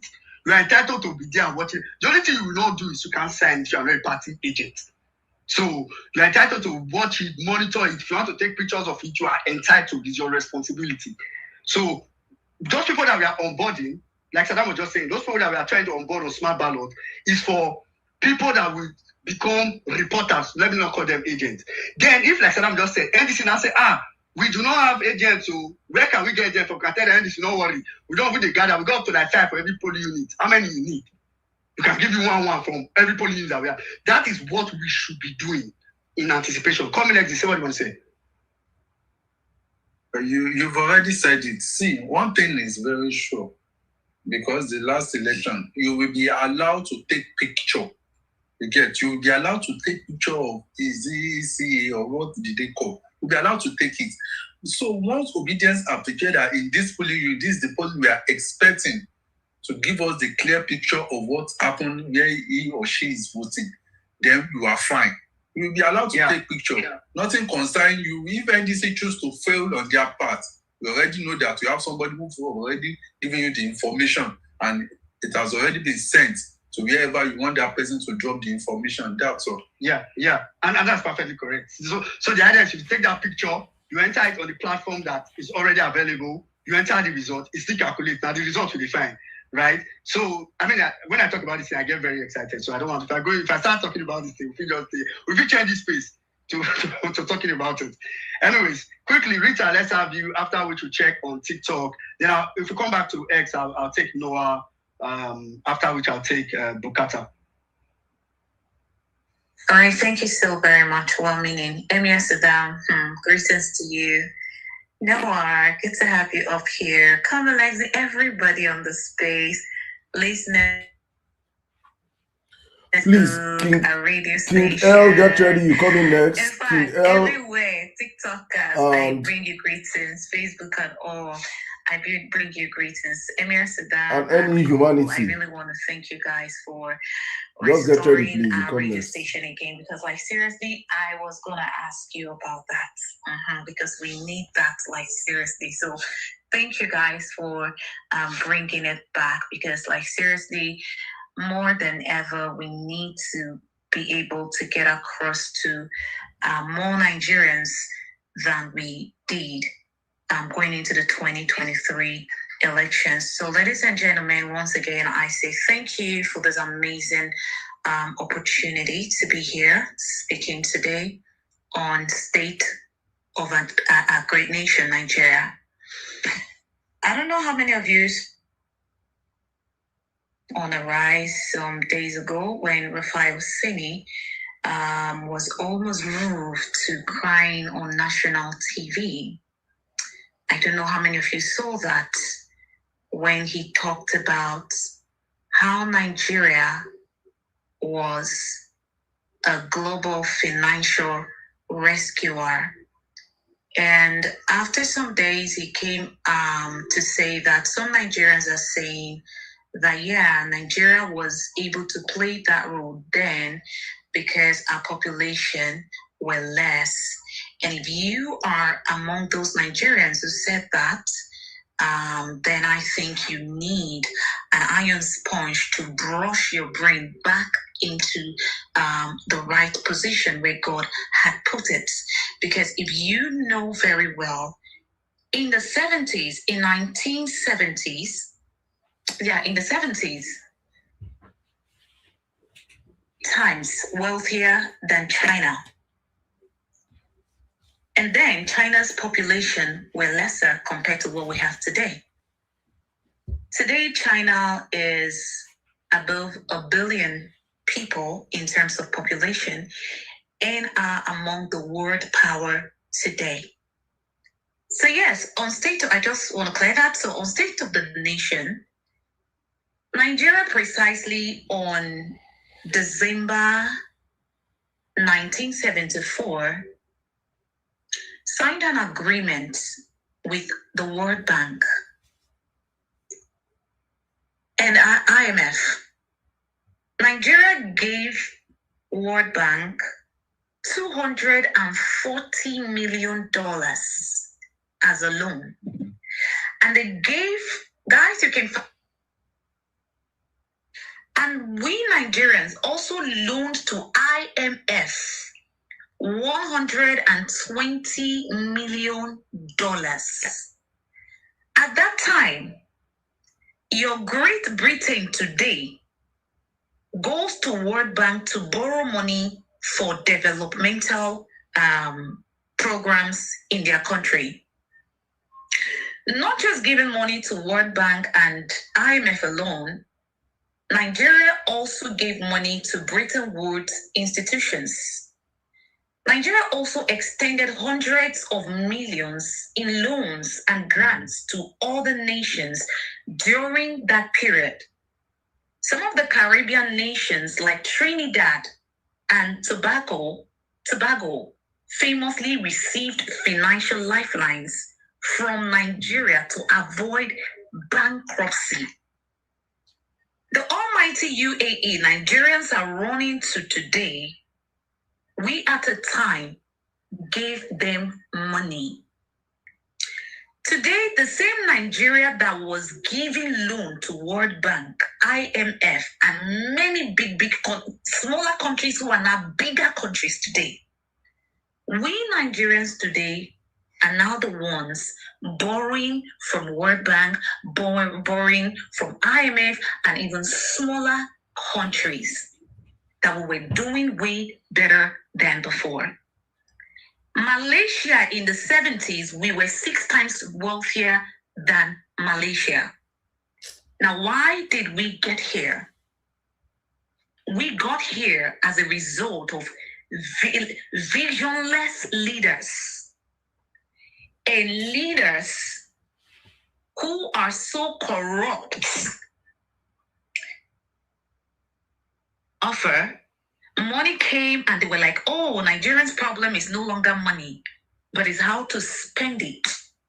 So some doubled their numbers of wives and concubines with our national treasury. Today, we are here. And instead of these current crops of leaders to try as much as they can to pull us out of where we currently are, a nation whose graduates year in, year out come out without job is budgeting 22 billion plus naira to build palaces.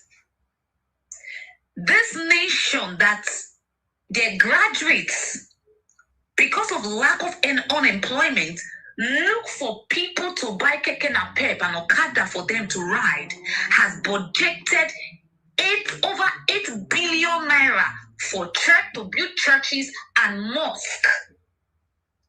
They have also budgeted for what again? So as in billions are just flying up and down. The same Nigeria where we saw a video of able-bodied men and women just the last Salah that passed, using their bare hands to collect cow meat because they could no longer afford to buy it. They are budgeting billions to your pastors, to our imams. Let me not say your, because I like we, because we are all in this together.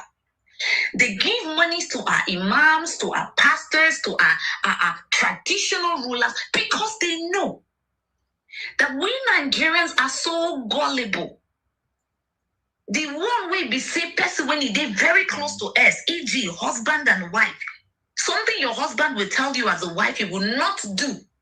Your daddy Jew or your pastor or your imam will tell you, and you will do it with speed. They understood all this, and they are using it as a weapon to hold us, the people, down. So they give them so much money so that they will come and tell you, oh, you don't have food in your house. Pray, God will provide. Oh, your child could not. Pray, God will provide. And God don't already furnish beneath our soil, under our soil. He don't put so many things there just so we can live comfortably. But because we have greedy people who cares just for themselves, their families, and maybe the little cronies around them, and not we the people, we are here. And instead of seeking solutions, they are bribing the people they know will listen to keep brainwashing and brainwashing us. Fellow Nigerians, I don't want to hog the mic too much. If you are a Nigerian and you now know, if you don't know, please go for what I've just said about the money borrowing World Bank. Go and ask Google. Google is your friend. Google will tell you. If you as a Nigerian living in Nigeria or outside Nigeria right now, if you now know that at the time your country, they borrowed these people their money, then suddenly the people you were richer, wealthier than, the people you were giving money to, suddenly grew and ran above you. Now you got it down. If that thing, no, they pain you. So that come 2027, we will join hands irrespective of our religion. We will join hands irrespective of our tribes. We will join hands irrespective of whoever that is affiliated or we are affiliated to. Let's go for competence and put that person in office. I don't know what to say. But it will be in our own interest to make sure we get it right come 2027. And of everybody that is running on that ballot right now, the only person that has been able to overcome greed, the only man that has put Nigeria first in all his political career is His Excellency Peter Gregory Obi. We are on a bigger platform right now. Maybe my brother or sister said they listen as I talk so. Listen, guys, I do not have any affiliation with the Igbos as we speak currently today. Maybe in future, I might have. Maybe by getting married to an Igbo man. But right now, none of my sisters marry Igbo. None of my brothers marry Igbo. Nami me. So I don't have any affiliation at all whatsoever. I'm supporting His Excellency Peter Gregory Obi based on competence. The countries which they hear Kashim Shettima was talking about how the scholarship given to him by Nigeria, his money from his scholarship was taken to support South Africa. But today we see what I'm coming. I'll wrap up, sweetie. I'll wrap up. The same South Africa we helped with our money. Today they are seeing us like Ebola and do not want to have anything to do with us. As we speak, our brothers, our sisters are thrown out of that country. For those that have businesses, the business has been abandoned. It's now South African business. Something they use their blood and sweat to build. They've been chased out. So if you are there as a Nigerian, you think you have dual citizenship and that what happens in Nigeria does not concern you, you better start cleaning your brain and start putting it in the right direction. It is our business to fix Nigeria. You that gave today, you are now a beggar.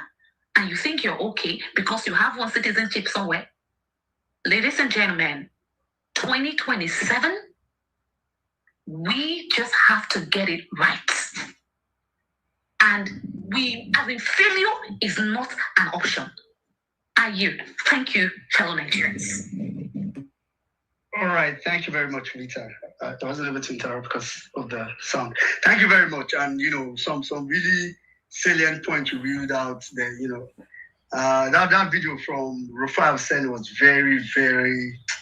I don't know, and I think for me sometimes the painful part is seeing other people that consider this crews, people that support this government for some different things. Even to be honest, when I haven't seen people that just think, oh, because for some reason, I understand being discouraged and all that, but for some reason, oh, let's just leave him. Oh, he's already too that, he's too this, he's too that. I'm like, is that really option you think you have? But it's very important for us to know that we have to rescue this country, or at the very least, attempt, like everybody's trying to do. Thank you very much, Rita. Salam, do you want to get somebody from TikTok after which I'll come to Noah, then Bukata? King L, are you ready? You should just go on. Yeah, let me get. Yeah, let's take some people from TikTok. King Girl, you have the live, please. 5 minutes, please. Good evening, house. Good evening, sir, our host. Good evening, how's the live going, sir? It's a privilege to speak on this platform, and I'm most grateful to it.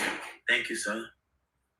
I've heard everyone speak, and extensively we've spoken well, and it's quite a good one. Thank you all. Moving forward, I want to say, with due respect to everyone that's listening, that the truth is Nigeria actually is the country with the highest level of educated illiterates, honestly. We have people that claim or that say they are educated, but actually in the real sense they are illiterate, bunch of illiterates, because no one will tell me that in the midst of all these happenings, right, we have sons, we have doctors, we have professors, we have, name them, and no one seems to be saying anything. Everyone is just quiet, everyone is just watching, everyone just following, playing along, clapping, as if all is well.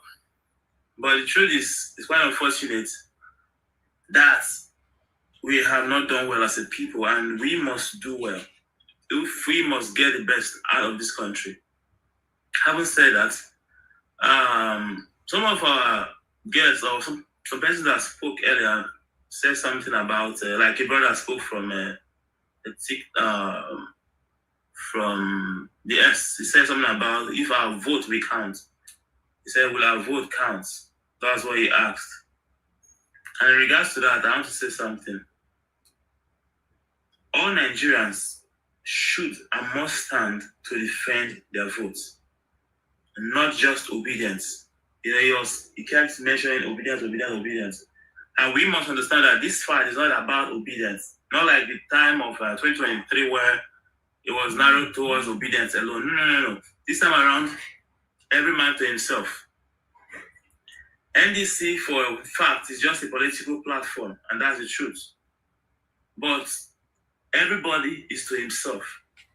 If we must make a change in Nigeria, we must all come out individually, forsaking party, forsaking platforms, but knowing fully well that there's trouble. There's what we call water don't pass Gary, water don't really pass Gary. And if we don't do something, if we don't look for these black goats at this daytime, when night come, we know what we see them. That is the truth. They only tell blind man, say rain the fall. If you don't touch your body, bam, bam, bam, and you go find where you go run, hide. So we don't need to play the party game. We don't need to play the ethnic, the tribal game at this time. We just need to stand, and everyone must stand alone and defend their votes. Defend your country. You don't need to play or pay anybody to stand or to defend their vote or be delegate or whatever. No. You don't need to do all that. This is a matter of national interest. If you're a nationalist, if you are a patriotic person, above patriotism, if you're a person that is feeling what is at stake here, which is our freedom, our identity, a lot is at stake as a people. And this greedy bunch of criminals are making sure that we don't reap the benefit of what God has given to us as a people. Then if you understand that your children's future, not just your own, or your children's future as at stake, then you must give it all it takes to defend your vote come 2027. You know, I was speaking in a platform this afternoon, and one guy was saying, he said, for him, if they give him money and everything will be good. And I asked him, guy, if you chop the money finish, what next?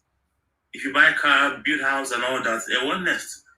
You know, a lot of them are so naive, thinking it's all about getting the money now, build your house now, and you're comfortable. Houses that you build today, your children will find that house will be updated when it's their own time. But the question is, will they have money to build their own houses when their own time comes? And that is what these leaders, these criminals, rather not leaders, are trying to do, to make sure your children don't have opportunities, but their own children have everything life can talk about. They have houses in America, in Europe, in Asia, different places, businesses already established for them, but your own children can't even go to school, can't even eat food. And some idiots are comfortable as if all is well. I feel like slapping any of them when I see them, but it's well. God bless you, everybody. Thank you very much, King AI. Thank you very much. Thank you. Well, I mean, I think let's just do one more speaker from TikTok, then I'll come back to you guys here. King Abdul, can you hear me? Yeah, I can hear you. I'm here. Please, 5 minutes, please. Okay. Thank you, Saddam, and thank you everyone that joined. Actually, Nigeria is Nigeria. I will call Nigeria Nigeria is a case study, because if you want to study Nigeria, you know, the book go full complete and it will still remain, because the story no go end. But on a very serious note, mine is just for me to ask a question, because if, just like what the earlier speaker said, we have professors, we have SAN, we have people that is so intellectual that they can come out and talk. Everybody will listen and things might get a little better. But everybody is just keeping quiet. And even the political party, because as for me, I don't see Peter Obi or NDC as anything, but anything that will change, anybody that can come and change Nigeria. And I've seen that in Peter Obi, because of every single thing. I've followed him for long. I've known he's capable of doing things, but we Nigeria should not look at a political party. Let's look at our future. And now, what is going on in Nigeria? They are mentioning billions of naira wasted, but the political party and the oppositions are not coming out to protest, to even make a move for Nigeria to know that, yeah, this is what they want, and this is affecting every single body. But they kept quiet. Just like what happened when Goodluck was in position. The present government, they came out on the street, they protest for almost how many days? Then Nigeria knew, okay, these people are damn serious. They might come and there might be a change. But those are the people that came to power today, and still yet things get worse and worse than ever. Those people are the age of our fathers, or before our fathers. They're enjoying every single thing that Nigeria has to offer. Just like the last speaker that spoke in X. Borrowed money, yes. Just like when the vice president went to a summit, he was saying that they borrowed South Africa money. But now, South Africa is a place that they are telling Nigerians to go back, even unaliving Nigerians. And we have every single resources. If Nigeria is not important, why is it now that the fight in the Middle East is causing issues? So the extent Nigeria is trying to make a pipeline from Nigeria to Morocco, from Morocco to the Europe. We have every single resources, but we the Nigerian people, the politicians have mirrors our mind for we to hate each other, for we to go through tribalism, religion, and every single thing. Why the daughter is enjoying the life. Just like Wike, his daughter graduated from something university. That was last week. He was here.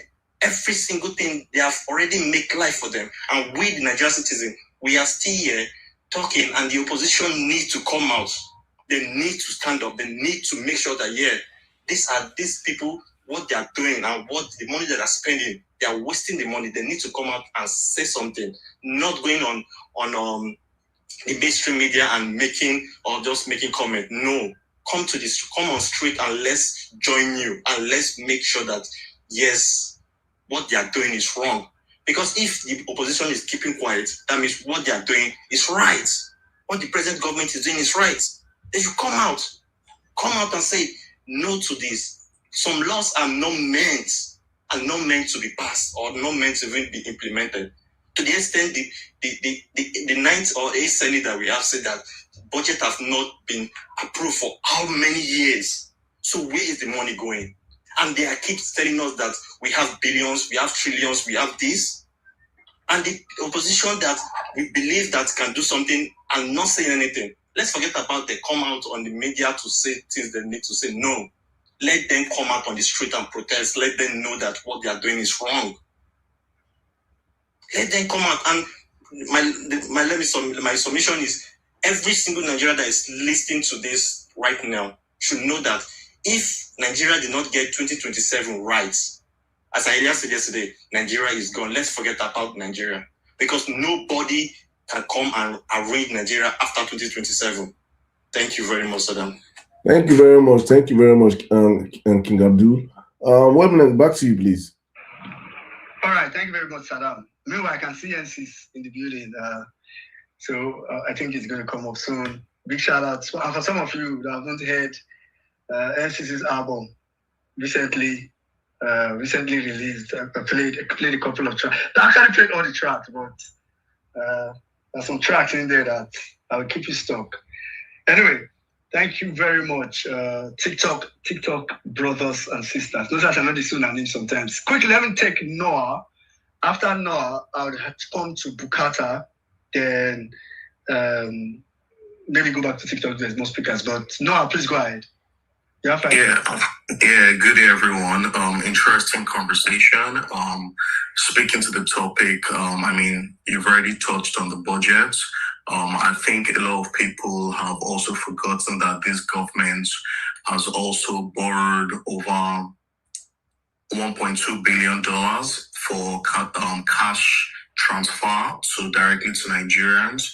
Buhari borrowed $800 million. Tinubu also borrowed from the World Bank $400 million and claimed they have given a total of 15 million Nigerians direct transfers, 75,000 naira each. I've never met anybody till now that has received any of those funds. And it's quite pathetic that, with the hunger, with all these scandals we're hearing concerning the budget, that, this kind of criminality in broad daylight is being shown and without any fear or consequence of what they're doing. Concerning their nail fund, it's also quite pathetic that they're celebrating bringing a credit system into the Nigerian educational sector for students who have no opportunity when they finish, university, neither in grants, neither in businesses, neither in direct access to, institutional public employment. The US, they're trying to copy. Joe Biden and Trump have been celebrating for giving student loans in hundreds of billions of dollars. Meanwhile, Nigeria is here celebrating creating a system that never existed for Nigerians in the past. And speaking to the topic on, Trump fake letter, this is a government that's been seeking, international approval from Trump. It's quite pathetic to hear General Ibrahim, who's the permanent representative to the UN, he's talking about the upcoming United Nations meeting. His highlight is that President Tinubu is going to be sitting down near Donald Trump. That's how low we have become as a nation. In as much as Buhari was terrible, he was invited to the White House to be rebuked by Trump. Goodluck Jonathan was also invited to the White House. Now we're hearing it's about the position of where Tinubu is going to sit down beside Trump. But more importantly, I've heard a lot of people talk here, and there's been one very serious question everybody has been saying. I know it's good, talking about PVC mobilization, polling unit agents, smart ballot. These are all good initiatives. But everybody has been asking one pertinent question: why is it that everyone is quiet? And to speak to that, I would say, the media is the most important thing when it comes to political campaigns. And I can clearly see high-level incompetence in the NDC as a political party. While it's the platform Peter Obi is using, I believe they can, up their game.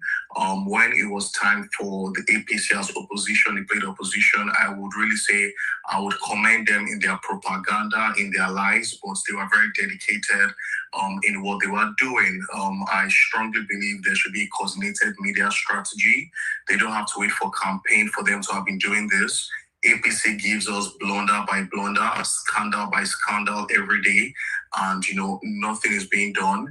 If you look at the White House today, look at Donald Trump today. Nigeria is not more of a serious country than the US, but you could see them using just basic posts to sell and do the storytelling in terms of what they are doing. You can see Donald Trump using Mission Impossible themes, Top Gun, Iron Man, to sell serious message about going to war. That's the age we are in, and it's understanding that particular age. So I believe, you could look at other big companies, brands, every day, Ryanair jumping on trends. This is how political campaigns are being won in today. In the UK, you could see what's going on, even in terms of, change of prime minister. You could see them still jumping on trends. It's a new generation. I remember the host talking some time about how a lot of people on TikTok, on Facebook are unaware of what's even happening in the country. Is because there is sports storytelling in, as a political party. And while, this is the second presidential run from Peter Obi, I strongly believe that, a more dedicated team should be around him. Having the truth is not enough to round up, and you must communicate the truth in a way that reaches the people who need to hear. The best ideas in the world can fail if they are trapped in poor communication. More importantly, you could see the World Cup that just ended. You can see children talking about the World Cup. That's the power of media. That's the power of storytelling, even if they don't even understand what exactly is happening in this new digital age. Attention is the new battlefield. You have to tell your story every single day. If not, something else will fill that space. And a political movement that cannot tell the story, it will definitely allow its opponents write the story for them. I'm, ready to support any creative, along with other well-meaning Nigerians that can come together. Young people, doesn't have to be expensive, but they need to up this game, just like APC upped their game, in 2014 before they came out. Good luck, Jonathan. Thank you. Thank you very much. No, that was like you said, in terms of, it's quite crazy how the media, I think that we're in a very bad place, generally in Nigeria. APC has messed up with our psyche.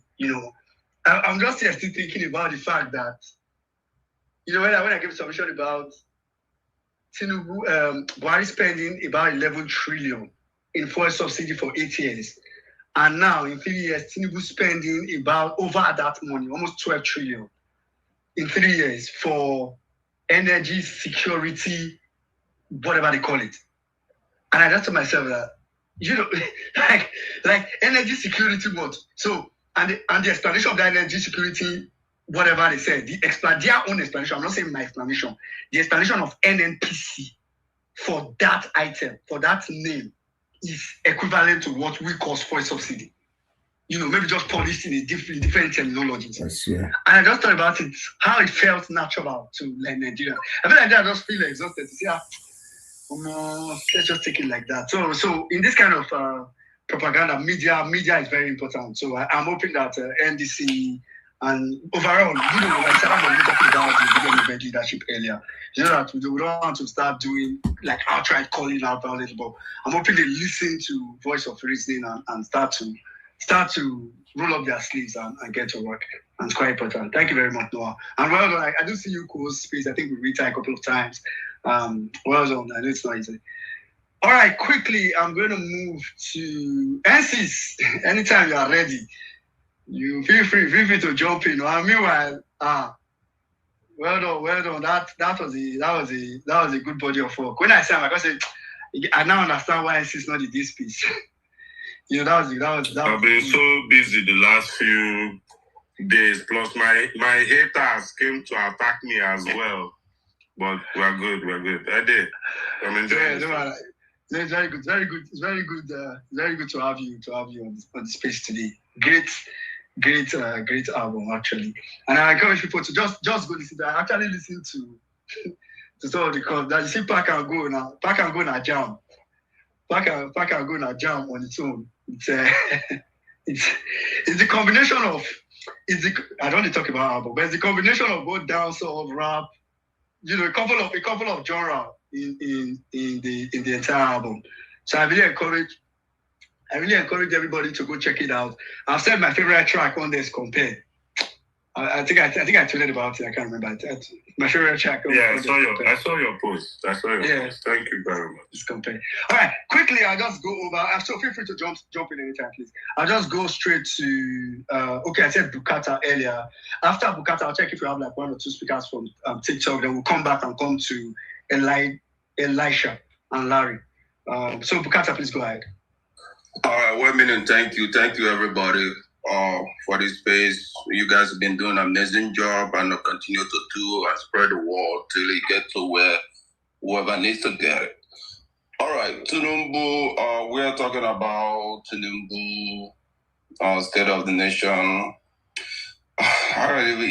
So I was just thinking today, I was like, our Nigeria has been a country where there has been a culture, there has been the way we do things.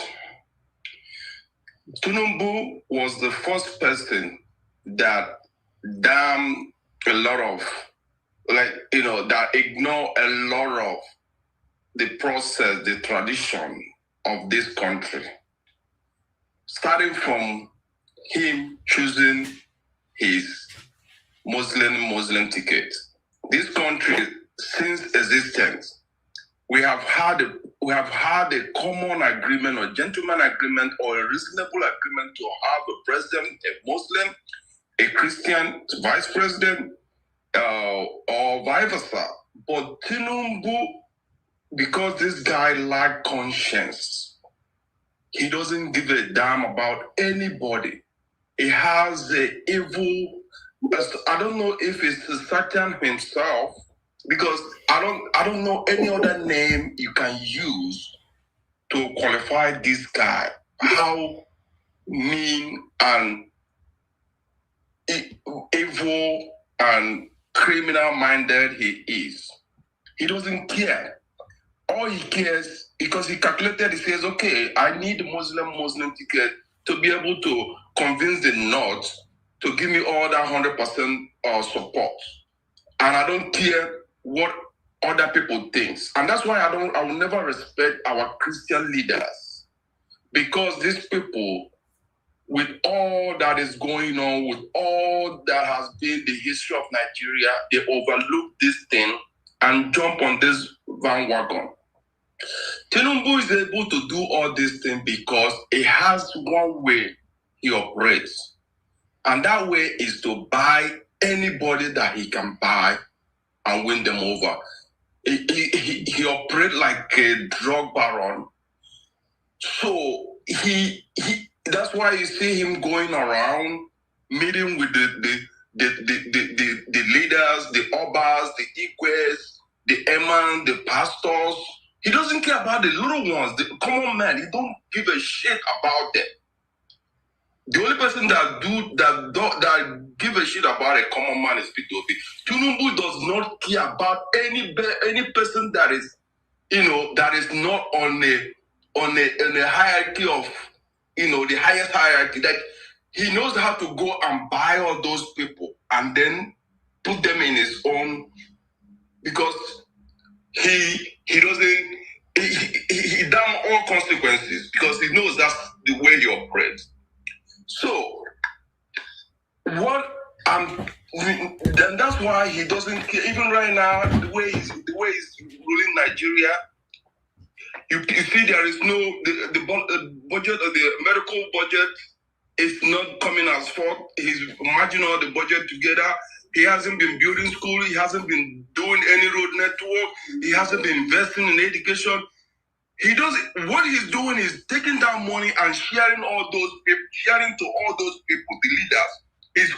He's counting on those leaders to do his bidding, to buy them off, to do whatever he wants them to do, and that's how he take control. So now it's left for we, the common man, that he neglects, to find how we can unite. Because this battle line is already drawn. You guys can see it. Everybody can see it. It's so plain. It's so open. It's drawn. Just watch how Tinubu operates and see who he operates with. And then know that we common men are left on our own. And what we have to start doing now is to have that in our conscience, build that in our conscience, that these leaders, so-called leaders, or elders that are supporting Tinubu, they are our enemy. They are our purely defined enemy, because they see how wretched Tinubu government have rendered the poor masses. But they don't care, and they still want to come and tell us. So during election, these people will come and then start telling you, giving you excuses. But I want the masses to have it in their mind to see those people as enemy as they start coming out from their hiding places to come and spread this evil news about Tinubu. We have to have that in mind, that they are evil. So, having said that, I will round up with this. I have two concerns about this going into this election. The one is, are we really angry enough as the masses that we're going to show up like we are saying we're going to show up that day? From polling unit to ward to collection center, and defend our votes. We have to. I don't know if we're ready enough, if we're angry enough to do that, but I wish that we are, because there's no other way and there's no other hope for Nigeria if Tinubu rid himself and continue to, beyond 2027. There is no other hope for us. And I have the other concern I have too, but my time is going up. I probably just trying to round up here.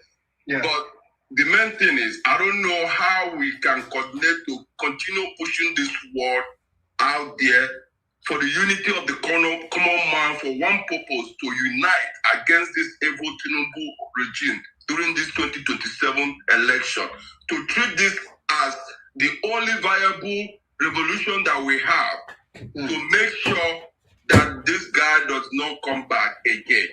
It's not going to be like where we have 80-something million people registered to vote and we have 22 million coming out to vote. It's not enough. Yeah. And that's why I'm concerned. But I pray that Nigeria will be angry enough from 2027. All right. Let me rest my case here. Thank you very much, Bukata. That question you asked is the $1 million question, right? And, the answer, there's no answer to that question, to be honest. I'll be lying if I tell you there's an answer to the question. But the preparation or the action to, because that question is a question I will never have the answer until election period. But what we can do is what we are trying to do now in terms of spread. What we're trying to spread to Nigerians is this psychological notion. Saddam says this every time. It starts from the mind. The mind. This whole thing where, everybody feels like, Tinubu has won the election, let's just go to bed. Let everybody just go and sleep. Right? But the point is that if the right things are done, if the right people, the right information is spread and kept out there to retain Nigerians, activeness in this next election, there's pretty much nothing that Tinubu can do to stop it. Right? So what he knows he can do is to just discourage people before time, because if we get there and people are motivated to go into that election and go with that mindset, at that point he can't stop it. So the best is to just try to stop it beforehand, make everybody feel like don't bother. I've got this covered. I've done all this and all that. So, but that question is a question that I'm really interested in the answer at some point. Saddam, do you have anybody you want to call up from TikTok? Yeah, Leo, are you there? I'm good, boss. I'm good. All right, you have the line, please. 5 minutes, please. Thank you. Thank you. Don't worry, I'll try not to use up to 5 minutes. But Saddam, I want to start with a question. Sometime on your live show, you talked about something about POVI, right? And I want to ask your colleague from the other end, from X, talked about an app. I wanted to ask: is it part of the POVI strategy? Because I didn't really get to hear much about that after our last conversation. This is just me asking before I put down my submission. All right. Okay. Do you want me to give you an answer now or after your submission? Now will make sense. All right. Okay. So the POVI, that was Protect Our Vote initiative, was meant to be a movement that I wanted to champion, but when I brought it out on social media, people already reached out to me, let us go. We're already on the point of kickstarting it. Then a friend, a mutual on social media, also reached out to me that they have already started something similar called Polling Unit to Coalition Center. That is PUTCCM, right? Yeah. So there is no point, and that's exactly what I tell people. That I'm not doing this for glory or anything. If I see somebody doing what I'm doing, I will just hands up, right? Because for me, it's even better that I can reduce the workload for myself. So I now told them I'm going to collapse the POVI into them, let them and I joined the group, and they are already kickstarted, they're already structured and everything. So it is also they are also the smart ballot guys are different on their own. There's already a created app that is already primed to be used for the election. So I know that the time is going to come. Definitely, the smart ballot app guys are still going to come together with I think they're already talking right now with the polling unit coalition, because all our skill sets have to be put together to achieve what we want to achieve. So I hope you understand it right now, sir. It makes perfect sense. And the reason I asked is because I see, like, it looks like it's, I mean, from what I understand, what your colleague our friend from the other end was describing looks like something that is in that line, right? That's why I pointed out. Exactly, yes. Just in case I'm not carried along. But next, I really want to appreciate you and your team. See, Saddam, I swear, I never see the person we don't rugged for this movement past you. So the reason I stopped listening joining most chats is because when I go online, I see a lot of lives, and it's all complaint. And that the mistake, everybody they complain, in the country bad, everybody they pain everybody. But that the mistake where the generations were there before us do, and will complain they no fee act. Right? They can't act. And that was the mistake we made then, and then wanted to get it right. Then when each time I join your life, it's always about strategy. Which is why I love you most. And I love your doggedity, I love your team, I love that you kept speaking up, kept creating awareness for people like us. Don't get it twisted. It's good to complain, because if you don't complain, people will not know what's happening. But if you complain and you're not doing anything, that's where the problem is. That's what I want everybody listening to my voice to hear. Right? Now, we only have 6 months to election.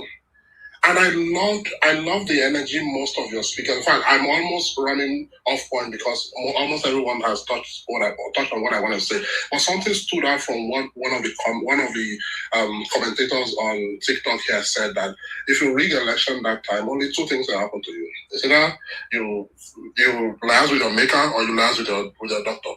That's the energy. That's the energy. We only have 6 months to election. Since we are relying on the traditional media, who clearly are not doing their job. The major job we have now is to see how much awareness we on our own can create. Time don't pass. Where would they leave things for anybody to do for us? I was almost losing hope. In fact, I was part of the people that would say, before 2023, that Nigeria has lost hope. We cannot get better.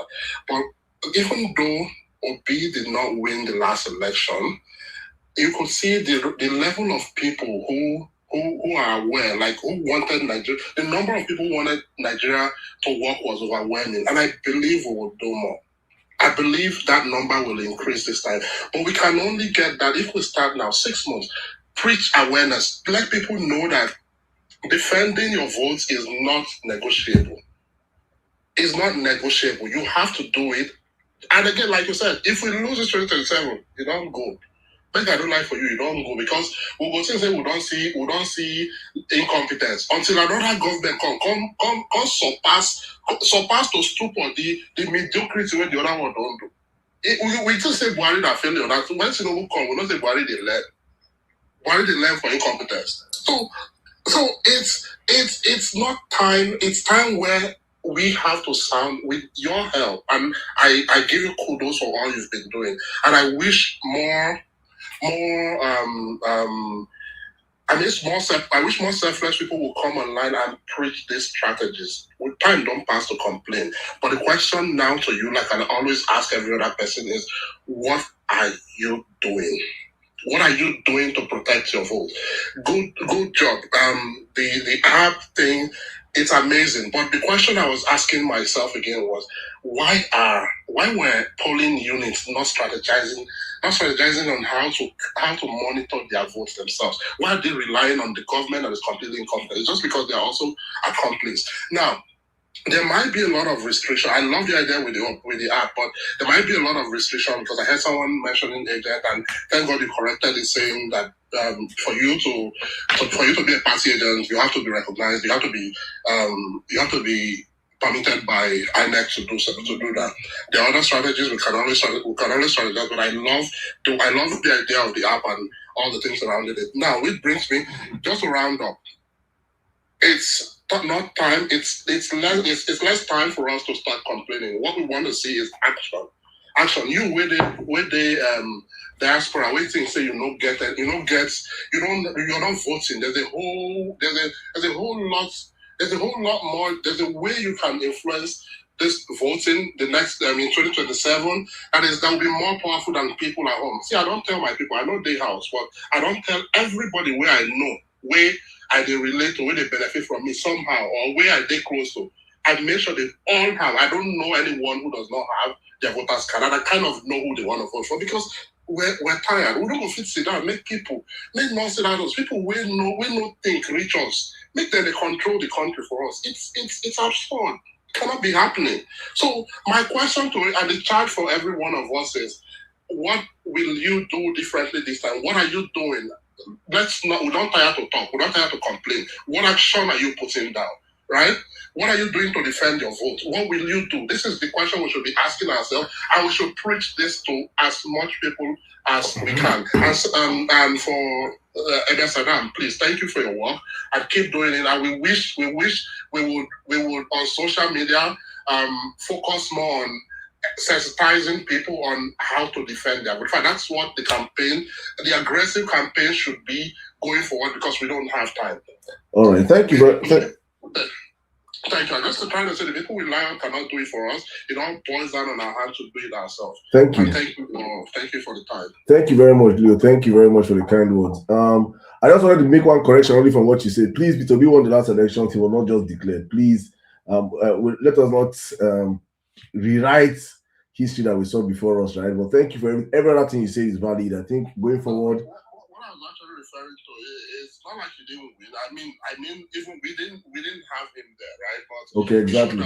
We have people who are well-meaning, who wants the country to work, and I believe this time it will be top notch. We're getting there this time. Thank you, bro. Thank you. All right, let me pass the mic back to well-meaning. Well-meaning, back to you, please. Yeah. Thank you very much, Saddam. Thank you very much, Leo. You know, so when we talk, to be honest, and probably you don't see me when this place is ongoing or something.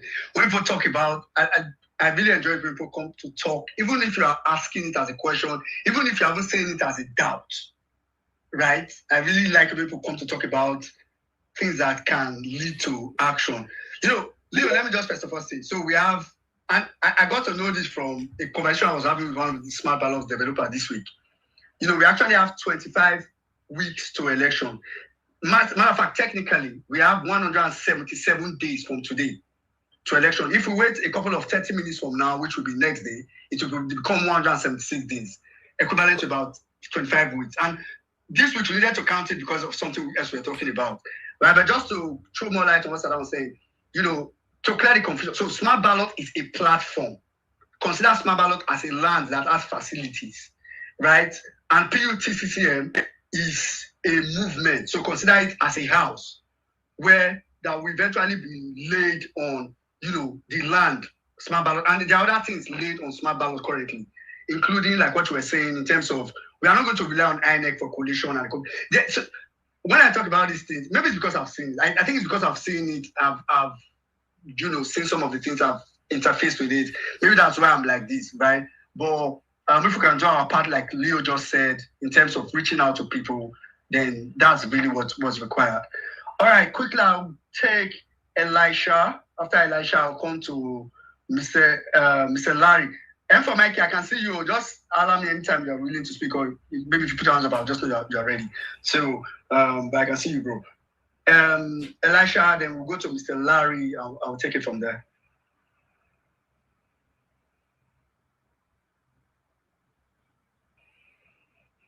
Elisha Jacob, are you there?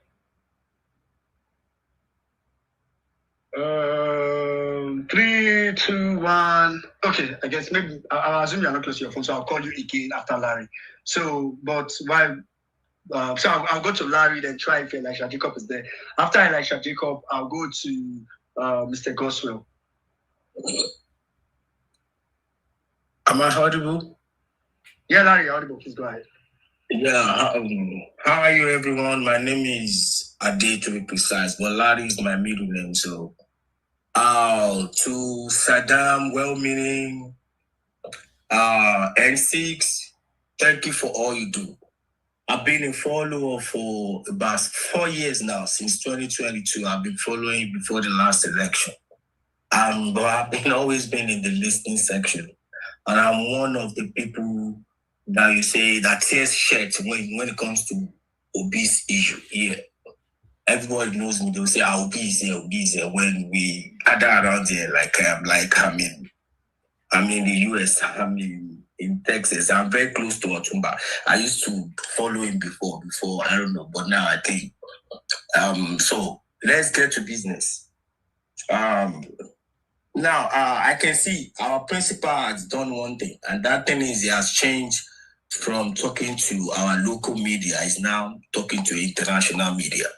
So I think we should do something, because the big elephant in the room is nothing aside from INEC. INEC is our major issue here. So, I want to go with him. I want to follow his trend. He will tell you we shouldn't brood in the past.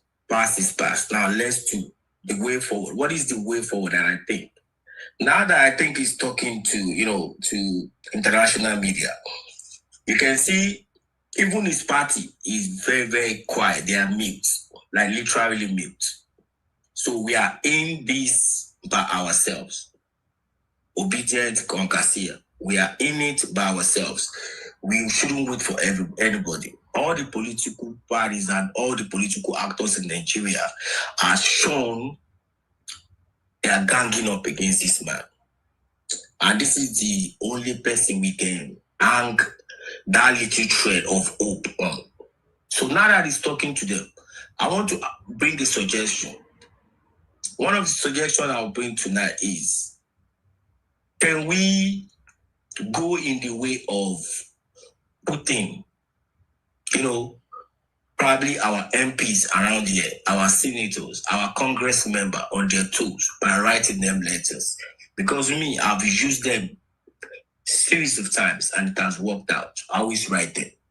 If I write Cruz now, he will write back, because I've been writing it based on some personal things that he has responded, and I will want us to replicate. We just need to, probably we should go that way. Everybody here probably will form a letter. All we need to tell them is to propose these smart ballots to them. This is what is going on.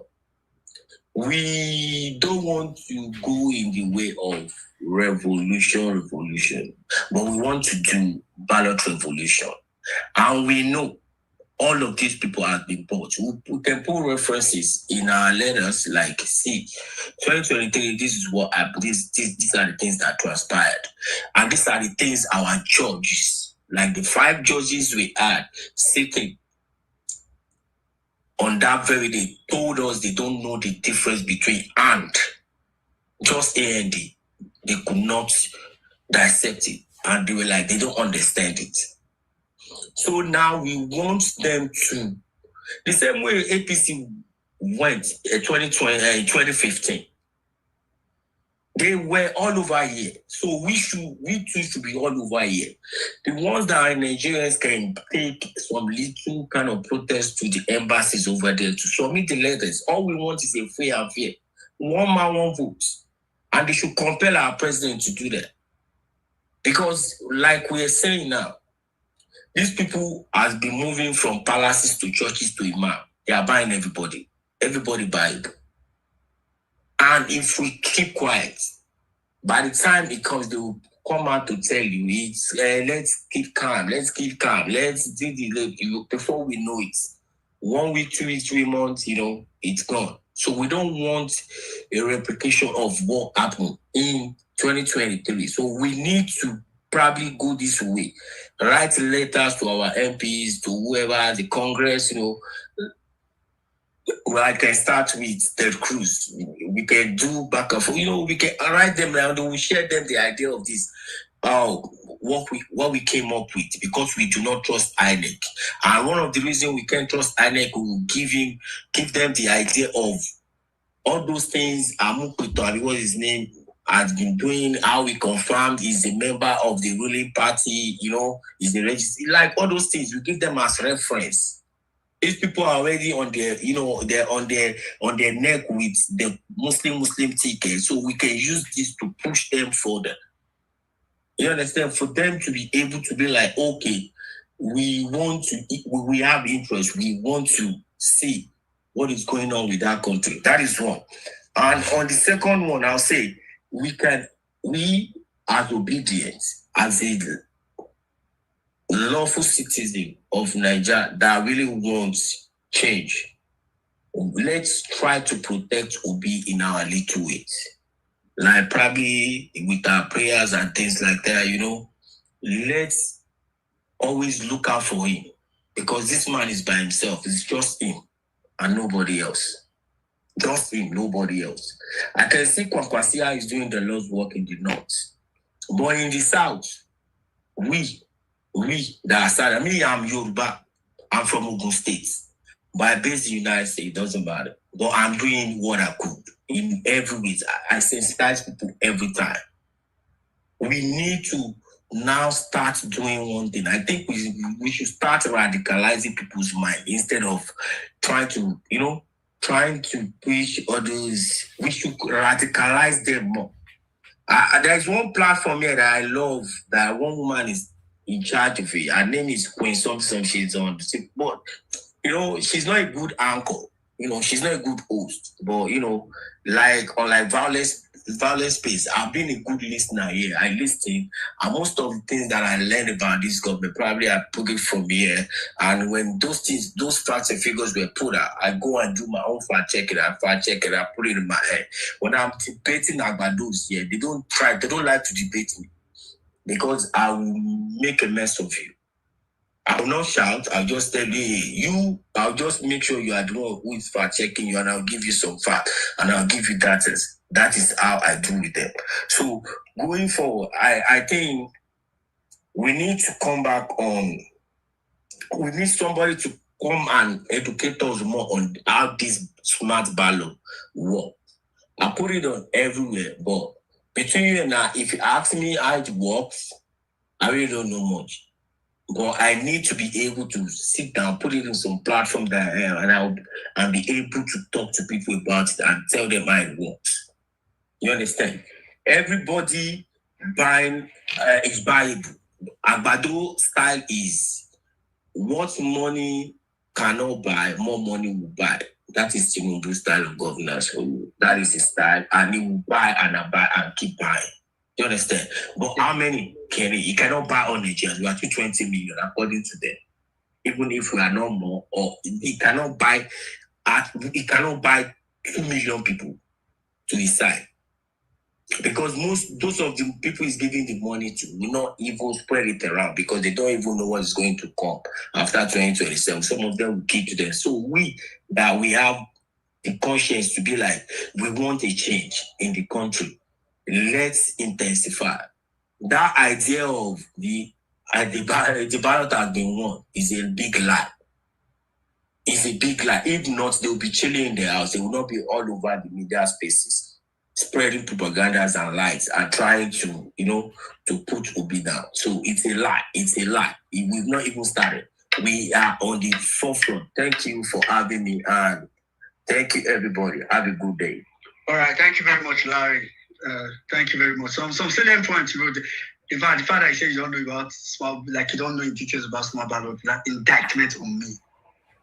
So, I mean, if not at this space today, we are, want to try pretty close on time. I would have small ballot handle is actually here, just here. Or if you scroll down, you see small ballot handle, that's the official handle for small ballot, But like I would have wanted them to come up at the times of the essence. So what we'll do is, on next Vawulence Space, I would ask him to come up and just talk again about the general concept, right?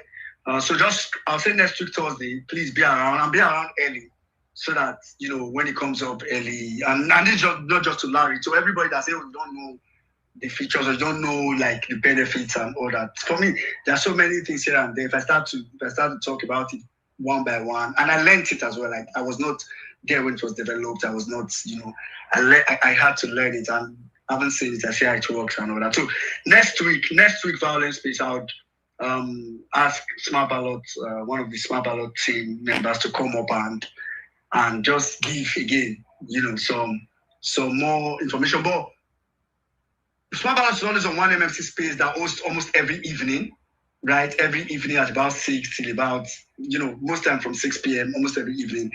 Smart Ballot is always there. And like I said earlier, with time, we'll do more of these conversations. Like we'll expose more. I'm actually waiting for some of the other persons some of the other platform that's preparing to launch and become. I'm actually waiting for some of those things, and you'll begin to see them, and then to give you something to write about when you want to write to your MP, which I totally also agree with. Thank you very much, Larry. Quickly, I'll go straight. Elisha, are you there now? I'm not going to call you again after now because pretty much out of time. And please, after now, all the speakers are speaking now. Let's try to stick with 5 minutes. If you can't do less, the better for me. Elisha, you don't seem to be there. Are you there? Good. One down. 3 to go. I'm joking. Well, Elisha is not there. So I'm just quickly going to go to Mr. Goswill. After Mr. Goswill, and for Mikey, I will use you to round up the space. Make you do closing prayers for today's mosque and service. So I'll go to Mr. Goswill, then Abuja Night Walker, then Ikeli Funa, in that order. Okay, can you hear me? Yeah, go on, Mr. Goswill. You have 5 minutes, sir. Okay, fabulous. Okay, so when you were reading out the corruption of the criminal Tinubu, when you're making your remarks, you actually forgot about the one that happened 5 weeks into Tinubu's administration when Femi Bajabiamila, the president chief of staff, put his signature in a directive that's claiming 1.5% of the Nigerian Upstream Petroleum Regulatory Commission's cost of collection. So that means that's a total of about 54 billion naira. And he said, and I asked him, what's the use of that? What are you planning to use that 54 billion, which is supposed to be for the Nigerian Upstream Petroleum Regulatory Commission? He said, oh, you know what? We are going to use the 54 billion naira for upgrading crude oil and gas metering and transparency system. And you begin to wonder, when is the responsibility of the chief of staff become oil and gas? I mean, that is 54 billion naira. Let me tell you something. That is a gross violation of not only Section 15 subsection 5 of the Nigerian Constitution, but it's also the criminal affront to section 24, subsection 1 of the Petroleum Industry Act, which places the expenditure, the ability to implement the expenditure of the Nigerian Upstream Petroleum Regulatory Commission, NUPRC, squarely at the responsibility of the National Assembly, not the Chief of Staff. So Tinubu has sworn an oath. He swore an oath to protect and defend the Constitution, but instead he has broken more than 90% of the provision in the Constitution. Of course, the Constitution is a social contract that is between the Nigerian citizens and the elected leaders. So here is the thing that pains me, that pisses me off the most. 10 years ago, I bought fuel in the United States for $2.75. This morning, I bought fuel for $2.65. That is 10 cents less. 10 whole years. Now, the excuse that Nigerian leaders give for increase in fuel, they say, oh, it's the Iranian war. Guess what? In 1973, the US implemented the policy of what they call the crude oil strategic reserve, where they store crude oil and they release it when there are price volatility, the global price volatility. Now, this is supposed to protect Americans from global price volatility. But why is it that since 1973, Nigerian leaders have not duplicated similar best practice, and they keep giving excuses that, oh, these are reasons why we're increasing fuel price? That is bullshit as far as I'm concerned. Now, let me state this as clear as possible. Let's establish the truth that is self-evident. President Bola Ahmed Tinubu is a terrorist. That is why his Chief of Defense Staff, General Olufemi Oluyede, defended the policy of rehabilitating jihadists by calling them prodigal sons. Tinubu is a terrorist. That is why the National Security Advisor, Nuhu Ribadu, called the terrorists our brothers that we must live with. Tinubu is a terrorist. That is why his Chief of Staff, Lieutenant Shaibu, was recorded on video calling the terrorists my sons. Tinubu is a terrorist. That is why his administration graduated more than 744 repentant terrorists from rehabilitation, even in the midst of national outrage, while all their unrepentant colleagues are slaughtering women and children, harvesting my children from classroom. Tinubu is a terrorist. That is why for years, Shigumi has been strolling unharmed into bandit camps that the entire Nigerian Air Force apparently cannot locate, and he returns with demands and advocates for their amnesty on national TV. So let this undeniable fact be self-evident. Tinubu is a terrorist, and everyone that supports his APC are all terrorists. When Martin Luther King led the 1963 March of Washington, he voiced a remarkable speech, and which says, we are now faced with the fact that tomorrow is today. We are confronted with the fierce urgency of now. In this unfolding conundrum of life and history, there is such a thing as being too late. Let me repeat, there is such a thing as being too late. There is no time for apathy or complacency. This is a time for vigorous and positive action. Now, Nigerians are currently faced with the fierce urgency of now. Nigeria is a sinking ship with 1,000 holes that is leaking fast and will quickly sink and bury us all underwater. Nigeria no longer have the luxury of time to collectively, we have to begin to collectively fix these holes in this sinking ship called Nigeria. If we fail to answer this call by voting to be 2027, this ship will sink with all of us inside, and we will be underwater and we will perish with this ship. So, let me say this. What are we going to do? Nigerians have constitutionally mandated the right to pursue happiness, freedom, liberty, and prosperity via the ballot box and electing righteous leaders who will commit to ensuring their rights are manifested. Nigerians have God-given inalienable rights to pursue happiness, freedom, liberty, and prosperity, and most importantly, to live our life as human beings. These rights are righteous and sacrosanct.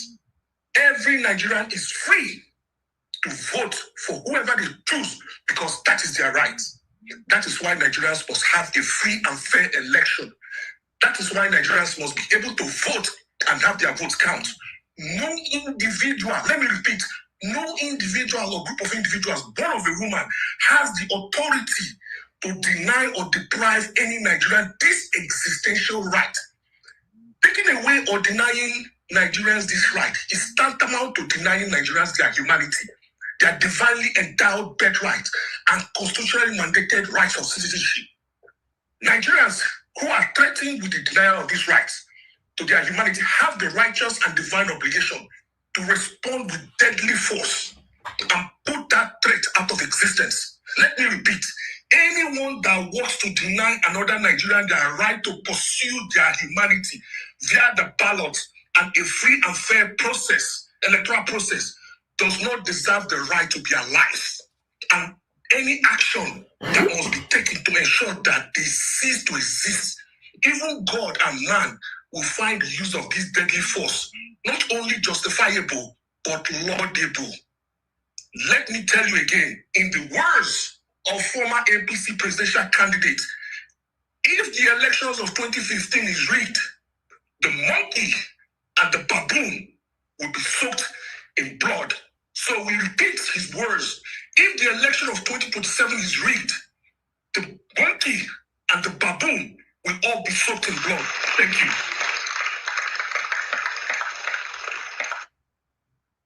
Thank you very much. Thank you very much, Mr. Goswey. That was.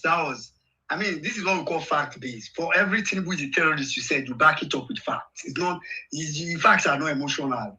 So it is very clear. And when you came to talk about the fact that the truth is, if we say everybody on this space come and say one corruption thing, one budget item or whatever, everybody will say when it will not finish. There are so many. Imagine. It's quite pathetic. Thank you very much, Mr. Goswey. Quickly, let me go straight to Abuja Night Walker, after which I'll come to Ike Mefuna, then. And for Mikey, we do also call benediction. Yeah. Hello. Good evening, Wemi. Good evening, Masada. I'm very happy to be here today. I don't know if you can hear me. I almost cannot hear you. Abuja Night Life. Why you call it like person with day life? You see that ginger from Mr. Goswey. You know, bless you carry the ginger from 100 to bring and call 0. I don't know. Anyway, I know you're. Why you talking? You did bed. Give me ginger. Give me ginger. Can you hear me now? Yeah, I can hear you. Go ahead. Okay. I will start by saying that if we are going to the polling unit in 2027, we should go with what I call a winner mentality, right? So, I mean, we should go to the polling unit knowing that it will be won the last election in 2023. And we are here to show them how he did it. I mean, that's the mentality that we should all have.